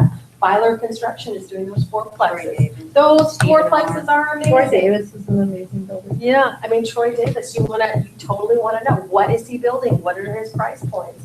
What are his amenities? And you're noticing, it used to be that people would only buy a 1 acre lot. Now they're buying half-acre lots with well and septic. In that. Paul, he's got a brother. Jess Hall. He has a brother, Clint. Does he? And he's is building? in, Kenai. Yeah. so- Oh, interesting. And he's a builder. Nice. And he used to buy a lot of property from the university. Yeah. And then buy a big Yeah. area and then subdivide it. So Nice. he's doing really well. Well, but see what I'm saying? So know who's building and what they're building. You should know at any given moment in your market area who the builders are. And then there's some builders to avoid. So we were just talking about it. I'm going to say it. So a builder went out of business. Well, this builder quickly, Wood Build Homes, has gone out of business twice, 2 other times. So there's some builders that I know that people want to avoid. Are they in the valley? Yeah, I know there's some like, Well, there's some Russian builders I think you want to be careful of. I mean, I think that's no big secret. Yeah, I'm not telling you a news flash, but I mean, people will tell you, you need to be careful of this builder and this builder. So if There are some Russian builders out there that are amazing as well. Yeah, so be careful and know who they are. And I don't know the difference, but I know that I would be careful and I'd be asking some questions. Like that one place,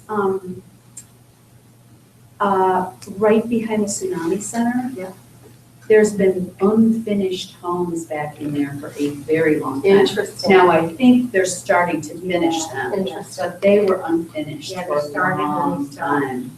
Don't know who that was though. Well, and I would just be, like we have right now, there's who told me? Somebody told me,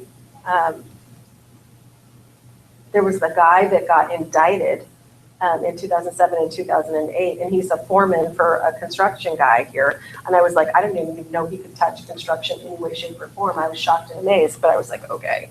But I mean, you guys are gonna have that kind of information too. You're gonna know who the quality builders are. Yeah, like this, right? Okay, so now we're making summaries and we're doing recommendations. Yes, the other thing that is really interesting is a lot of different people do CMAs a lot of different ways. You found out that there's some people who do longhand, right? I was pretty surprised. Yeah, I mean, they're just literally going through. Also, They're very reputable. sure, and why would I be able to, why do you think that people who've been in the business longer are gonna be able to do more and more and more and more and more accurate CMAs? We're all doing experience. Number one, sheer volume of properties they've been in. Number two, experience going through the actual transaction process and having to prove value with appraisers, okay? A couple other things. Appraisers are your friends. Appraisers are not your enemies. And if you ever have an opportunity to interact with an appraiser, you need to do that, okay? You need to talk. If an appraiser calls you and wants to talk to you about a property, you need to talk with them about that property, okay? Because, and I always say quid pro quo, right? What does that mean? What does quid pro quo mean? have no idea. Quid pro quo. Quid pro quo. It's Quid. I'll do for you and you do for me. You scratch my back, I'll Yeah. scratch your back. I'll talk to you. There you go. Good job. Going all the way back to Catholic school. Right? Okay, so what does it mean? It means, exactly, you do for me and I'll do for you, right? So you want to talk to somebody when they're going to call you up on the phone and ask you about that. You want to be very, very, very careful. You can talk to your competitors about how you got value. You want to be careful about it. You can't give away confidential information regarding your client. However, don't be shocked and amazed if I call you up one day and say, hey, I'm pricing a property in your neighborhood, and I see you sold one last year. Can I ask you what you used as your comps? I mean, that's a interesting conversation. You can have that. The other thing is realtor to realtor can do that sometimes. And don't be shocked and amazed if I ask to see your CMA some days. Okay, if I have a buyer who wants to put an offer on your property and I say, hey, I might want to see are you willing to share with me your CMA? Now, you can say no. You can say no, but that probably isn't the smartest thing. Okay? You know what I'm saying? Why would you say no? They pick it apart. Well, number one, they can do one them damn selves, right? But what I might be asking you is I'm not coming up with where you got value. Help me out. And that's what I just did with this for sale by owner. Right, and what did she actually say? How did she, she told you how she got it. She told me she had gotten a previous appraisal and then redid the roof and painted the exterior, and with the market a year or 2 years later, this is how she came up with her. Right, and what did you explain back to her? That it's not dollar for dollar Right, for renovations, and this was how we came up with our tiered program right, okay. for the appraisal. Okay, but basically making it, even if the appraisal comes in lower, that she's still gonna move forward with purchasing the property. She's still gonna move forward, and the thing we had to negotiate was the closing cost assistance, Gotcha, because my buyer can't close can't without it. close without it, okay. All right, so let's look at your listing packages. Could you look at a CMA I did on the house that I have listed? I can't look at it, but I am not an expert in your market area, by no means. So I can't. But you can look at my comparables. I can look at your comparables, but again, they are not, I'm not gonna be as familiar with your area as I am here, Well, that's really weird. right? And it is tough if I am a realtor who is going out of area, if I'm going to the valley. Now, I will tell you that I think that we're probably moving to an age where you literally have to sell in the valley in order to stay in the business. It used to be that I used to be able to refer to the valley. I see that happening. This will be my third deal in the valley. And the reason being, I'm sure, is it's affordability. Well, and they start in Anchorage. Yeah. And then they get priced out, Yeah, and they well, have to go to the valley. and they quickly learned that it's just Yeah, not, it's just not feasible for them. it's not feasible. This house has a sink in their family room, full vanities. Sure, that, Right, in the family room? so maybe it Maybe had when been, people maybe it had spend the been a night. bar sometime. How old is the house? It used to be a thing, you guys, that you would build, you had, 1976. yeah, in the 70s, they put bars in the downstairs of houses. Because everyone was alcoholic. Yeah, do you remember? Okay, so a seller's residential packet, so whatever property that you're gonna do your CMA on, you're also gonna list that property. That's your other homework. Oh, you want us to do a right self? Okay. So I've got everybody's got packages here, so you gotta do an ARAC form, right? And it is now it's known as the Alaska Real Estate Consumer Disclosure. And you recognize, what's the big thing I'm gonna be looking for? Signatures from both. Signature, I'm looking for initials, Yeah. okay, because the form says you're gonna initial it, not Oh, shit. exit. I've gotta fix the form. Thank Okay, you. for you're reminding welcome, you're welcome. I know, and it is our go-to spot to do that. Okay, so the authorization is supposed to right to sell, let's go through that, you guys. So it says that the seller shall employ and grant name of brokerage company, so what's that gonna be? Jack White. Jack White Real Estate. Massive. Matsu, there you go, and designated licensee, that means me, Teresa J. Love. The sole and exclusive irrevocable right commencing on, date, and expiring on. So typical things people always ask me is how long do you take a listing for? I'm not taking a listing for less than 6 months. 6 months in my market area. I'm just not. And I'm also, if I'm in a multi-million-dollar listing, I am not Less than a year. in less than a year, okay? Because I'm going back to my statistics. Where can I figure out how long it should take me to sell my house? Your CNA. Statistics. Okay. Statistics. Yeah. Flex statistics should be telling you, if I'm in area 45, how long properties are taking to sell in that area. And when you say for the valley, it would be a year for, I can't answer that. I would have to defer to Patty. I don't know how Okay. long she's taken listings for, I've but just seen like, I'm gonna bet there's it's, some listings that sit. And I would say a good, I would say none of them fly off. Not, okay, I shouldn't say none. Most of them don't fly off like I ours think, do. I think that that you might need an expanded marketing time in the valley. My thought process is that the valley is so large. In order for somebody to see all the houses that fit into their price point, I think you have to go out and maybe take a couple weekends to do it, right? Yeah. Maybe, am I crazy or am I? No, I think that's what true. this one guy with the spine with duplex, we looked at, I don't know, 20 properties total. Yeah. But by the time you drive out to the valley at 5 o'clock And you at go night, back and forth yeah, across you the can only valley. do a few, Right, to do them. I mean, yeah. and what we did is we just picked areas. We Yeah. did like this segment of Wasilla, Sure. this segment of Wasilla, and then this segment of Palmer.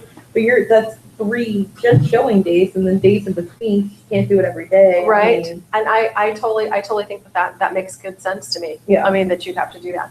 So maybe in the valley, you need a little extra marketing time. That does make sense to me, but and depending on, like, let's say I have a condo and there hasn't been a condo that's come up on the market. I might think that it might sell really quickly, but it might sit for a while.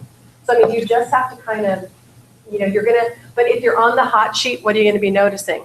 You're obviously looking at days on the market, guys.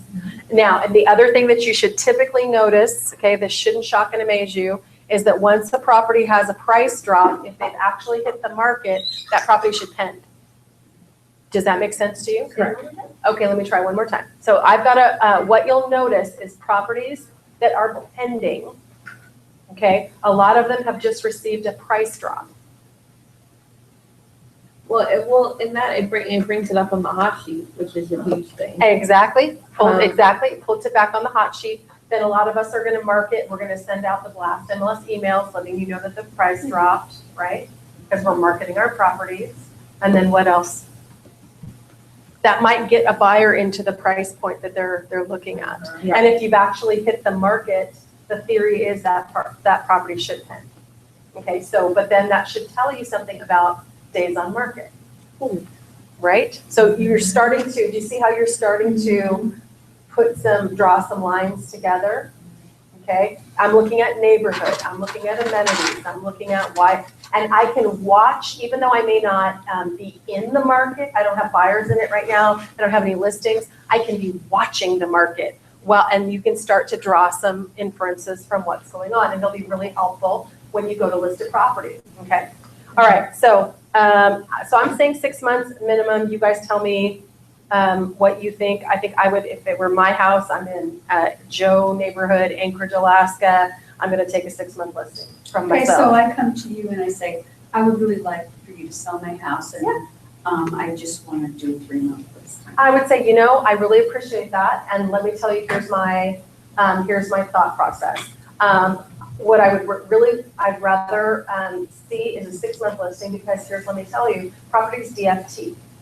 Deal fell through. I would still like your property to be on the market, even in case it DFT, so it never falls off the market. And I'm not saying it's gonna take 6 months, because the market is telling us that if you're priced here and you sell it here, it might not, but you also have to recognize your house has to be exposed to the market, okay? Then if we get an offer on it, then we gotta go through a process of having the home inspection and repairs and these other things. So that's eating up marketing time as we're going down here. And by the way, if we've got your property priced, if your property looks good and it's priced correctly, it won't take the 6 months. Okay, so you're in a no-lose situation, but it allows me to have an opportunity to market that property appropriately. And so if they say, well, just make it 3 months, and if it DFTs, we'll just put it back out. And I could decide to take that. I mean, it always depends on the person. I can literally say this is my business practice. I mean, I'm my own business owner, and it is my business practice to take 6-month listings, and that's my business practice. And a lot of people won't argue with you when you say that it's a practice of yours. I only take 6-month listings. I don't take 3-month listings. And $1 million listings to obviously take. I'm taking, it's gonna be at least a year, guys. Look at the inventory. There's a really heavy, I mean, if you're in that price point and there's a very, very well-heeled licensees are working in that price point and they're using really awesome marketing materials. So that's not that it's not possible and all of us can take one and you can sell one right away. You could have the head of Shell Oil is your best buddy and he's gonna work with you. He's not gonna work with any of the top realtors in town. I mean, that's totally possible because he could be in your sphere of influence, not like he's in my sphere. So that's 100% possible. But you need to ask yourself too, if it's $1 million listing, should I partner with someone? Should I, does anybody else bring anything to the table? Can I do this myself? I mean, depending on how many listings you're taking, you're gonna find that it's not that scary of a proposition. I just wanna make sure I'm doing a good job. Yeah. And if I have $1 million home, I'm gonna want something more than just a colored flyer. I'm gonna want some higher end stuff. So now that, so I walked through that property in the valley. Yeah. And I did my feedback to Terry. But I started thinking, oh, you should market to these people. And I thought, well, why shouldn't I market to these? For sure. Why shouldn't you market to those people? And I go out. Sure. Because you can get a commission on that, can't you? That's right. Right. Okay. Go commission, girl. But in theory, if you don't have in your pocket or you don't know a buyer who's gonna buy that, I as a buyer, I'm not gonna reverse market somebody else's listing normally. You know what I'm saying? So who should buy this? So what I'm asking is, you're thinking, who should buy this listing and what are you thinking? So it's gonna have to be someone who's got the money to do the subdivision thing. Or somebody who wants to, like a prepper type Yeah, person. a doomsday prepper. But how many Seriously. doomsday prepper have $1 million? That's what I was telling my husband. Yeah. Because he's like, this would be great prepper. I said, and how many of those people do you know have $800,000 or $50,000? Exactly. They're typically the people who want the 50 acres for $10,000. Right. Yeah. So, Because they don't even want to, first of all, if you're a doomsday prepper, do you know that you don't want a loan? Because you don't want the prepper. These are those, so do you remember during when the year was gonna, Y2K. Yeah. So we were all scared that we were gonna go through the zombie apocalypse. Okay, so doomsday preppers are absolutely convinced that we're gonna go through some apocalyptic thing where only the people who are prepared, who have water, who know how to live off the land, who have weapons, who are stockpiling food, they're doing all these things to make sure that their family's gonna survive and you're not. Yeah. So they're husband. purchasing, he's a prepper, like full on? Is that where the chickens and the I've never ducks heard are that term. close? Okay. A prepper? Oh, I've heard of the term. Oh, yeah. I know a lot of preppers, Yeah. In the especially valley, with like I the know weapons. some Oh, just especially with weapons and canned food. I know a lot of preppers. But I mean, not only in Alaska, I know a lot in Louisiana, but they did have doomsday and they weren't prepared. So now they're overly prepared. Well, and I think, I mean, it's not unusual for me to meet people who went through the 1964 earthquake who could tell you pretty much horror stories about what it was like here. And my mom went through it and she watched the whole thing happening. And she has stories to tell about, water, getting water, using the bathroom, cooking food for the next period of time thereafter, getting groceries, what that was like. And we're just talking a natural disaster. That's what I'm saying. In Louisiana, we're talking natural disaster. Hurricane Military Katrina. came in and shut the place down. Yeah, Like, and told people to leave. Oh yeah, and if they didn't, like curfew, people were arrested, people were shot if they were out past curfew. Well, they were Literally- also living. That was the No, but I'm admire moving. detail. Well, no, I'm telling you, my they came home 2 days after or 3 days after Katrina, and they had a tree across their house. Mhm. Okay, the tree across their house, and they were out You trying do to not- yeah. chop the tree down in segments. I mean, you're talking about a huge tree out past curfew, and they're like, no, you cannot be outside, even if you are on your own property. Well, I tell you what, we'll look at, and you know, it really is, believe it or not, it's very weird, but it is for their safety. But I mean, look at the people who, their houses are on fire right now and they won't leave. Right. I mean, you're dealing with people who. Right, well, and I'm not saying, but I'm saying now they carry, I mean, they have weapons and they have, because people were coming in and trying to Looting. loot their They were home looting. while they're in it. Yeah. I mean, they were literally trying to come steal stuff Well, while and they're by the in way, it. that, in the zombie apocalypse, you guys, that's gonna happen. People are gonna like decide, they're gonna decide if I'm gonna live and you're not, and you have food and I don't, so I'm coming in your house and I'm taking it. Oh, Yeah. yeah, I mean, in the valley, Chris is like, so one of the first things. Yes, and so one of the first things we're gonna have to do is get rid of those bridges so that people in Anchorage can't get out to the valley. I mean, they're thinking, believe me, the people out in the valley. I'm telling you. I don't mean to laugh. I just, It's true. True. Look at, you gave our teacher a headache. The first place, no, you know, here's the deal, I'm convinced, I'm not gonna survive during the zombie apocalypse because it's gonna get like dirty and mucky and. You know, I always tell my husband, Just like I'm not making sure I it. wanna. I know, I don't wanna live without, Live like do I wanna that. live without electricity? Probably not. Do I wanna yes, dig, yeah, do I I would wanna be dig my own? perfectly fine with it. Listen, What's if that? I I'd be can't get perfectly shower fine every with it. day, then I'm not a happy lady. I'm just gonna tell you, and the rest of you start smelling bad too. I'm not gonna be happy about that either. So I'm gonna have to go to the nice place, wherever that is. Okay. So 5-star hotel, I need to go to my 5-star hotel. camping you know? spot. I'm telling you. I know somebody was telling me the other day, she's like, don't you love to camp? I'm like, no, I don't even pretend anymore. I mean, I remember when I was young and I was like, you know, and I was dating, and I was like, oh my God, I love the outdoors. And then I was sitting out there in the outdoors going, I hate this, I hate this, I hate this, I hate this. It's not worth it. I went camping this weekend with no fire. You want me to tell you how much that sucks? It sucks. Die. Okay, Horrible. so Fairground. so Fairground. No fires allowed. Can I We just had, tell like you? this little bitty propane, little heater. So that's- I just decided when I got into my 40s, I'm gonna stop lying. I hate the great outdoors. I hate it. I hate camping. I always have. I can buy fish at the store. I don't have to go fishing. It's already filleted. It's so stupid to go fishing. They have a store, you can buy it. It's right there. And half the time it is cheaper than the shit that you just went and caught. Okay, so, okay, I'm done with my rant now. All right, I feel better. I like your guys' rants. Okay. They're fun. Okay. Listen, I love things to go fish and bad, camp. if you get out there, don't be surprised if the bridges are gone. Don't, is it gonna be, and I'm gonna be like, It was Chris. It was Chris. Chris did it. He put a bomb. I'm not, I have like made some peace. I do have Weimaraner's though, and I consider them to be game animals.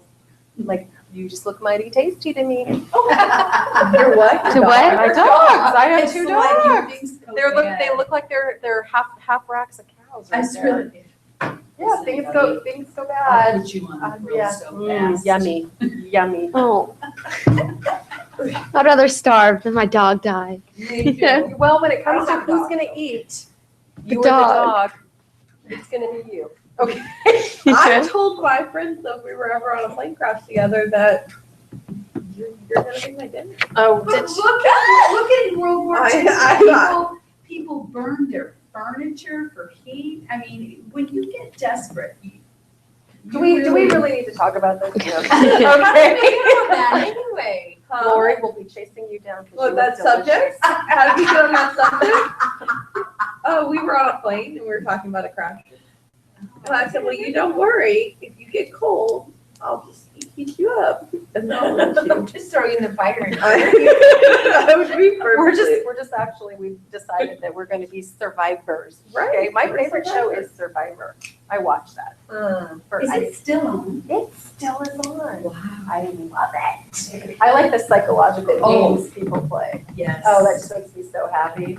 You know, some people are, no, it's not, it's just like, people are strict, like, strategy is so interesting to me. And it's no different than work. Selling a house, I'm telling you. dealing with it is. dealing with a Yeah. real estate agent, dealing with a crazy seller. Yeah. Strategy is everything, guys. How you say things to people to make them believe you, it's great. Okay, so we're taking, how long do we think we're taking our listing for? or 6 6 months. months. So the Anchorage area, you need your zip code, you need to know what recording district you're in. For you, it's gonna be Palmer, right? Palmer Recording District. Anchorage Recording District for us, it is the 3rd judicial district. That makes me crazy, just so you know. I'm getting the address and the legal, it's much more important that I get the legal description correct, because why? I need that to sell property. Also, addresses are from the post office, it's how you get your mail. Okay, I didn't have an address until I graduated from high school. SRA 1738K, Spenard, Alaska, 99516. Spenard. Okay, seller hereby authorizes broker to commence with marketing showing publication of the property data in Alaska MLS. That means within 3 days, this bad boy is going live, okay? B, authorizes broker to delay marketing showing and publication of the property data in the Alaska MLS database until what date in the future? And the purpose of the delay isn't to enable the seller to, typically it's to ready the property for marketing. Because most of the time when they're ready to sign their listing, you want to sign the listing. Okay, question on that. Yes. If you did that, and this was signed 4 weeks ago. Yeah. Would it show 28 days on the It can market? show 28 days on the market, that is correct. Although you wanted to call Bev and talk to her at Alaska MLS, there's supposedly some verbiage you can put in here that's going to have it come up on day 1. But I'm going to tell you, that's going to be interesting, just so you know. C, request the property data to not be placed in the AKMLS, but authorizes the broker to commence marketing and showing the property. Just because a property is listed does not mean it's in the MLS. You have to understand there's certain people who don't want their property in the multiple listing service. So for example, let me give you a blast from the past. Anybody know the name Rick Mystrom? Yeah. Okay, when Rick Mystrom sold his house, he wanted to hire a real estate agent, but he didn't want the property placed in Alaska MLS because he was the mayor of Anchorage and he didn't want all of us rifling through his drawers. Okay, because if certain houses come on the market, we know who the mayor of Anchorage is, right? We know where he lives, okay? He did not want the property on the market. Also, he didn't want his neighbors knowing that he was selling. Okay, no big deal. Okay, but just because a house is listed doesn't mean it's going to be in the MLS. That's something for you to think about. Can you, in that instance, do an MLS email, mass email, to advertise a house is not an MLS? That's something I would want you to check with Bev about the rules about that specifically. I think you have every right to market the property. Okay, you have every right. And also, you guys, here's something How else. would he market it if he doesn't want his neighbors to know? It's very interesting. Yeah, yeah, Very difficult. yeah. Very Wants to sell it, doesn't want anyone to Call know. each real estate agent one by one. Yeah. No sign either. Okay. From the house. Yeah, so how am I supposed to do this? Right? Oh, So what what is is it? it? You wanna talk about it? What kind of property is it? Oh, it's a house in like Rabbit Creek, out there, but you know, it's very difficult. She's having open houses and stuff. Somebody that could- No, that's what I'm saying, I wanna know. She wants to Tell me know about this the property. details about the property. So it's like a secret listing. Anytime anybody has a secret listing, we all want I'll come upstairs and to get some info. give them my Start ideas. So literally, that she's willing to have open houses, so she's willing to have her neighbors know that the property's on the market. She just doesn't want to sign, because does she perceive that it's going to be broken into, or? I think it's a family thing. Gotcha. Yeah. Don't be shocked and amazed. There's people who are not going to allow you to put a sign in front of the yard. That's tough to sell those bad boys, let me tell you. But they do sell. They do sell. But again, marketing time, if you're not going to let me market the property. Oh, by the way, there's some condominium complexes that won't let you put signs up. You can only put them up in the windows. You can't put them up. You can't put them up outside. You can't put them, there's some subdivisions that will not allow a sign to go up. They cover FYI. it? Mhm. Okay, so if option B or C is selected, buyer must secure a signature on an non-MLS notice, and this is a no joke, it's gonna be a fine. Okay, If you don't have the that. MLS will fine you, not kidding. If Now, you don't have this. Correct. Filled out. correct. Now, I'm gonna tell you, and everybody my broker might be mad at me, and your broker in charge might be mad at me too, that's fine. She can. She can totally get pissed off at me and does and lets me know. But here's what I used to do, guys. I used to take a listing. Okay, I used to have it dated, and then if they weren't going to go live, I would still get the non-MLS listing. Okay, I would do that. I wouldn't forward it to the MLS though, because we didn't used to have to within 3 business days. And then I would redo the listing paperwork when they were ready. That was the way to avoid the marketing time. Did I just tell you a super secret? Okay, so you see what I'm saying? So I had the listing signed, so I had a contract, okay? But basically I was holding it until the property was ready to go on the market, okay? Does everybody get that? And then when they were ready to go on the market, then I redid the paperwork for the new day. So it would show 0 marketing days. Now, MLS knows we all did this, okay? And they've kind of clamped down on us, okay? But I'm not going to tell you that your competitors are not doing that right now. Why am I telling you this? Because it's a smart way to do it. So it's you know. So you know. Now, I am not advocating that practice. I want you to hear me that I just said that. I'm not advocating that practice. I am telling you back in the day, that's what I used to do. When somebody was ready to sign, the whole idea is when somebody's ready to sign, I want to get them signed. Okay, I don't want to lose the listing. I don't want them sitting around talking about it at lunch, at work, and them saying, well, you should really have Mary Cox come talk to you, or you should really have Jean Cruz come talk to you, or Lori Miller. So I'm trying to keep all the rest of the agents, gosh, sorry, we have a contract that's already signed. But then when it came to burning off marketing time, you don't want to burn off marketing time. How would you, like this listing appointment I had on Saturday, they're kind of interviewing real estate agents. How would you secure that if they're 6 months out or 5 months out from listing? Well, that would be a little bit tough to secure out. I mean, typically the kind of. Maybe just stay in touch with them. Yeah, for sure. And typically, really what I was trying to talk about was the people who, they just need to clean their house, or they just need to, they're ready to go. They're ready to go, they need to move, but their house isn't ready to go. Does that make sense? But they were ready to sign the listing. If anybody, it's just like I told you, I know it sounds counterintuitive, but trust me. If anybody is ready to sign a listing, do not hesitate, get that damn listing signed. Just like if somebody walks in from open house, they've never been to a bank, and they say, I love it, I want to buy it, I'm writing it off on that house. Even if they've never been to a lender. I know that sounds counterintuitive, and it's against what I'm telling you for the most part, which is always get your buyers pre-qualified. But if somebody walks into an open house and says, I want it, I'm writing the offer. What's the worst that's gonna happen? It's gonna They don't qualify. They don't qualify, they DFT. Guess what? Our contract protects that. So write the damn offer. And the whole idea for you to get into the habit of recognizing is this is the Today Show, this is the Today Show, this is the Today Show. I need to have the fierce urgency of now. So if that seller says they want to list that property, I am taking that listing and I'll deal with paperwork as I need to. Okay? Does that make sense to you? And we'll figure it out from there, but I'm taking that listing. So we can't do the way You're not supposed to do the way that we used to do it, which, bless you, was literally to have them sign all the listing paperwork, and just hold it, basically hang on hold to it, and then have them re-sign the day it was ready to go. So that we extended our marketing time. The MLS knew we were all doing it and said, knock that shit off. So if you do it now and you get caught, it's a big deal. It's a fine, yeah. Well, but I'm just telling you, I know licensees are still doing that. I know it. Okay, because I know sellers in my neighborhood who's like, yeah, no, I signed paperwork. I'm like, why did your house didn't go on the market? Yeah, I signed paperwork 3 months ago. Like, oh, shit, it's 1 day marketing time. Okay, I know people are still doing it. I know it. It's just something that was done. Okay, but we are a subscriber to the MLS. You have to follow the MLS rules. You can be fined. It is significant. Just FYI, letting you know all that stuff too. They called and warned me. Did they? They said normally what you did is a $100 fine, but because you're brand new, because I was brand new. Yes. We're gonna waive that fine, but this is a warning. Okay, yeah, so they're And I very had serious put- about it. In the directions, I had put, look for JW sign, Oh, yeah, you can't do that. so I didn't know that. Yeah, that's okay. So anyway, now I know. Yeah, you can't, and you're also not supposed to take photos that show your listing sign in the yard.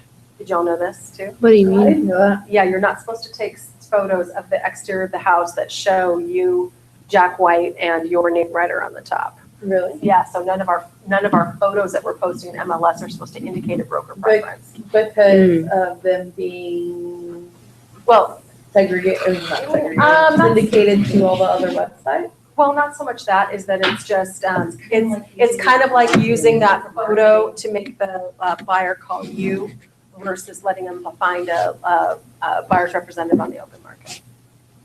Okay. I have a question Well, about the it. only reason, I'm sorry, the only reason I asked that is because now with the new syndication laws of, like, especially with like Zillow and things like that, they have to say where they're listed with. But they show the person they're listed with. They do show who, but we don't have to show a for sale sign on the property. Correct. No. What I'm saying is that with syndication laws, with Zillow, Sure. they actually have to show the name and Yes. number of the license. Yes. No, that now that, and if we just actually went on this weekend, we went on Zillow and we saw that the listing licensee is listed first, but then the other like premier preferred agents are the next three in line. Yeah, no, I know. Yeah. I'm the one who fought for that. Yeah. For Jack White. Yeah. After the MLS had fought for it. Yeah. for the state of Alaska. Yeah.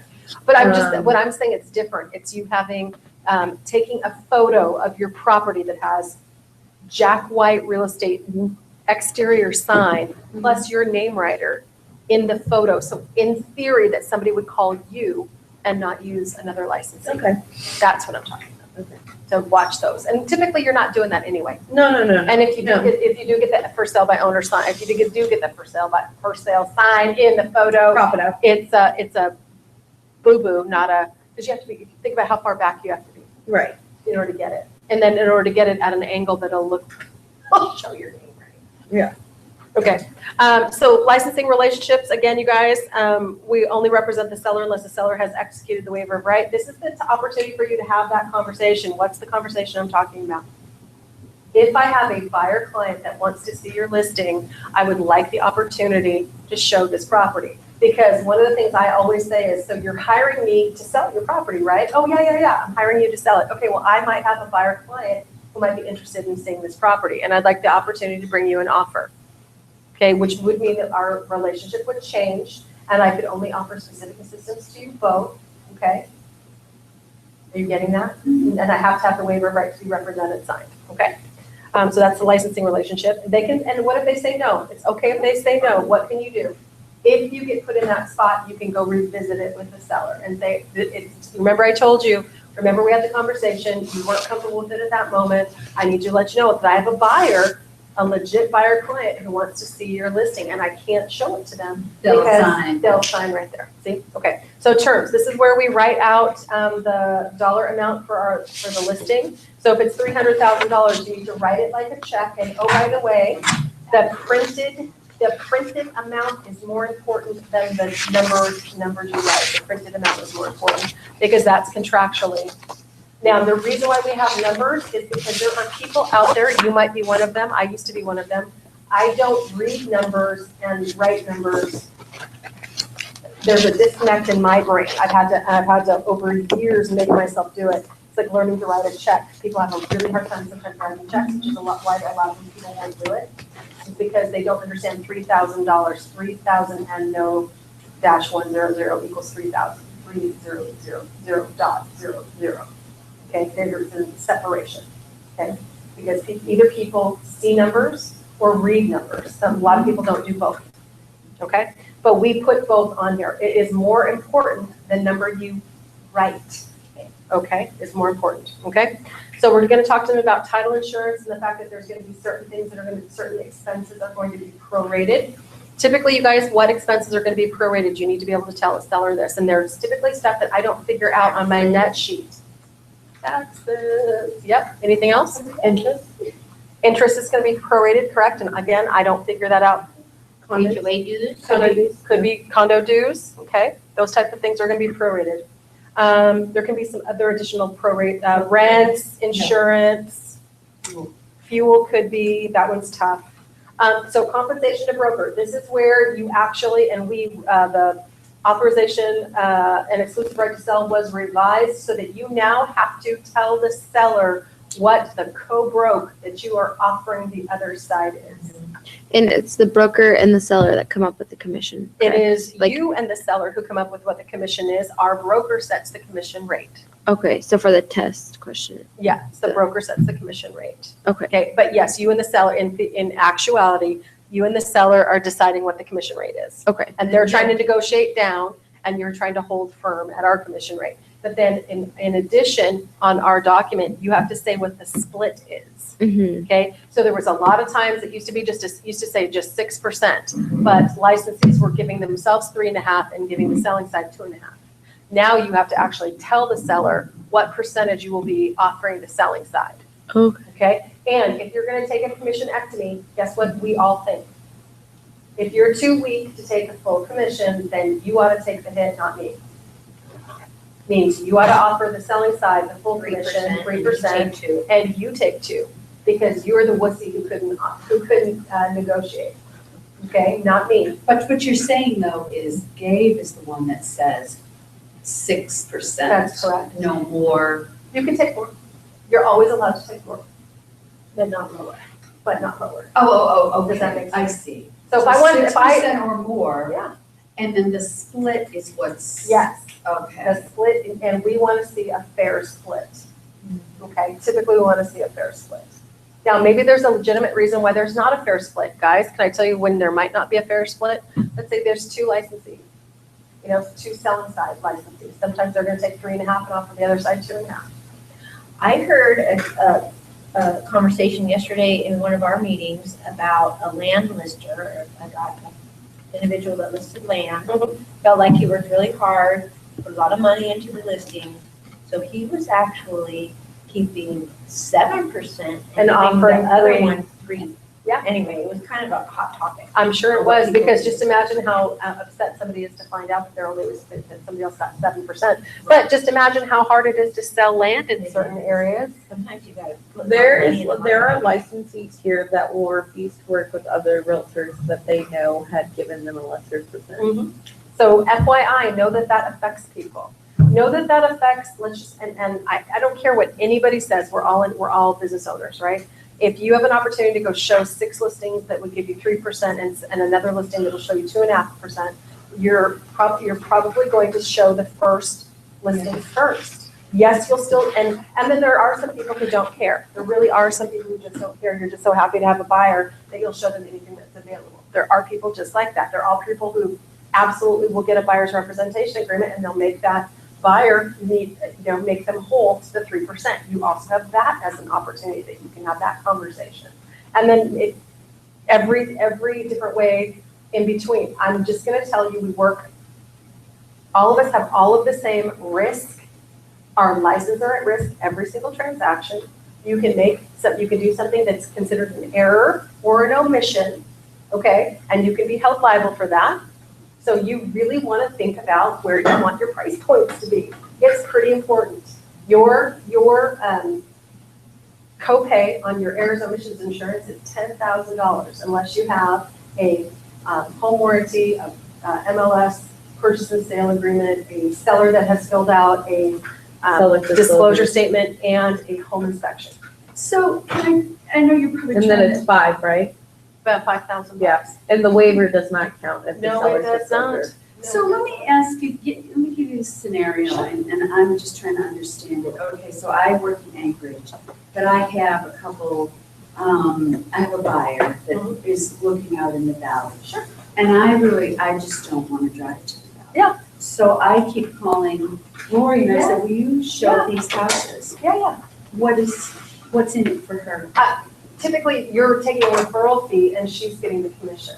So you'd be taking like a 25 or maybe even 30% referral fee for referring her to business, and she's doing the bulk of the work and receiving so, and for a lot of people, that's totally worth it. Because when you start adding up, when you start adding up how many, especially if gas goes back to $4 or pops over $4 a gallon, and some of you are, have V8 engines, and it costs you $100 to go drive to the valley, all of a sudden you're going to start to say, this isn't, plus it really is its own microcosm. I mean, you don't use the same home inspectors. We had I thought my sister was going to absolutely blow her mind. Somebody's like, we want Jeff Garness to come work out in the valley. Like, Jeff Garness works in Anchorage, dude. He's not going out to the valley, you moron. I mean, he doesn't know, he knows Anchorage well and septic. There's guys out in the valley who do, it's not even a COSA.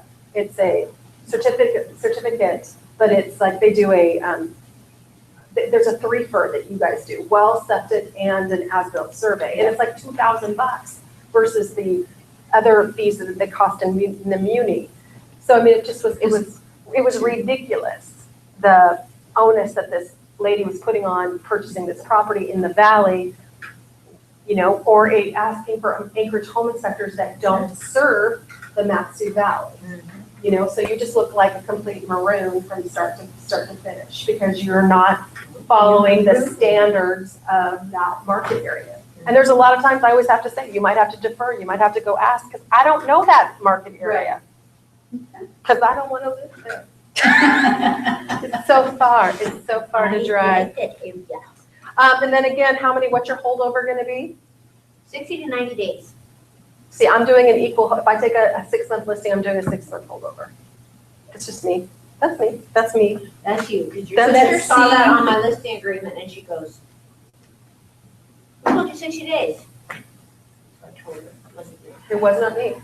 Are you talking And about? she said, well, 90 days is even better. Just Yeah. keep that. Yeah, 90 days is better. So I'm not taking that. I typically match up my holdover with that. Are you talking about C? I am talking about C. Yeah. So if I take 6 months, I'm typically putting 180 days there. Just saying. And then you don't have to disclose whether or not you're doing a referral. Now, under the additional terms, you're going to mark if it's an REO, a short sale, or reload, or other. Under other terms, what types of other terms do you think I want to see on your listing agreements, guys? What other terms? Here's some stuff that I put in my other terms. I say property must be in show-ready condition at all times. Seller will agree to have a lockbox and show the property. Seller will leave for listing when the property is being sold. Seller will leave. There's nothing that pisses me off. Sellers will leave. Property will be in show-ready condition. If it's in the wintertime, driveway and walkway to be shoveled at all times. If it's in the summertime, exterior of the house will be kept in show-ready condition at all times. Lawn will be mowed. Dog presence will be managed. I like that a lot. The other thing I say is that if the seller wants to cancel the listing at no fault of the listing licensee, then I have a fee that I like to be charged. I will take a 1%. And by the way, I can choose not to enforce that. What does that mean? That means if you don't It's be optional. It's not like we're gonna force you to do it. And, but it does cover you. Fighting. Yeah, and the reason we used to say, let me tell you the truth, we used to say seller will reimburse marketing expenses, but I need you to really understand. You don't pay for a sign to go up and down. The other companies, you have to pay for the sign to go up and you have to pay for the sign to go down. It's 75 up, it's 75 down. So it's expensive. You're typically just paying for color copies and if you do professional photos. Now that can add up over time. Also, if you're gonna do ads in the newspaper with the photo, that can add up over time. But literally, ads in your newspaper are free, right? I mean, you're gonna have to really show me what your marketing expenses are. So typically, your honest to good hard cost marketing expenses for a listing aren't that high is where I'm going. They're just not that high. Okay, so Mel, you've had a listing, right? How much does that listing cost you? A few $100s or more. But color copies, right? Oh, yeah, that's not even included in the cost. Not, so it costs you the cost of Because I put professional. about 50 in there each time, that's 25 cents a copy. Okay, so we're talking, that really your marketing expenses though are pretty limited. I mean, you're renting a lockbox, $4 a month, Yeah, that's Okay. not anything. that's nothing. And most of the expenses were just things that I went above and beyond. what Right. I did. Okay, but you see where I'm at? You guys, you don't really have a lot of No, hard and if costs. you partner with someone, you can cut your expenses in half. Like I partner with a lender and then Allie asked a title. So we all brought something to the luncheon, so it didn't just cost me. Gotcha. So you paid for a luncheon, the hard cost for a luncheon. Okay, but do you see what I'm saying? You don't have a ton of hard costs. No, So- this is the only company that puts your signs out for you. Like my girlfriend back home has been selling for 20 plus years. Her parents own their own brokerage, and she didn't believe, she thought I was lying. She was like, "There's no way. I've never ever heard of a company to put your sign out for you." She buys her sign and has to go put it out herself. Awesome. Okay, so I want to see a listing of your, and I want to see your CMA. Is tomorrow doable? Tomorrow doable? I love that. Yeah. Okay, see what you can do. Okay. Or show me a listing that you already have. Or show me a listing that you've already done. How's that? See everyone at 8 a.m. at Nordstrom. Are we going to 8 a.m. at Nordstrom tomorrow? I'm telling you, if I'm a little late I know where you're and I going. come in with shopping bags, Oh, is that, I'll be on the road. Are you for real just gonna be on the road? I'm going to Canada.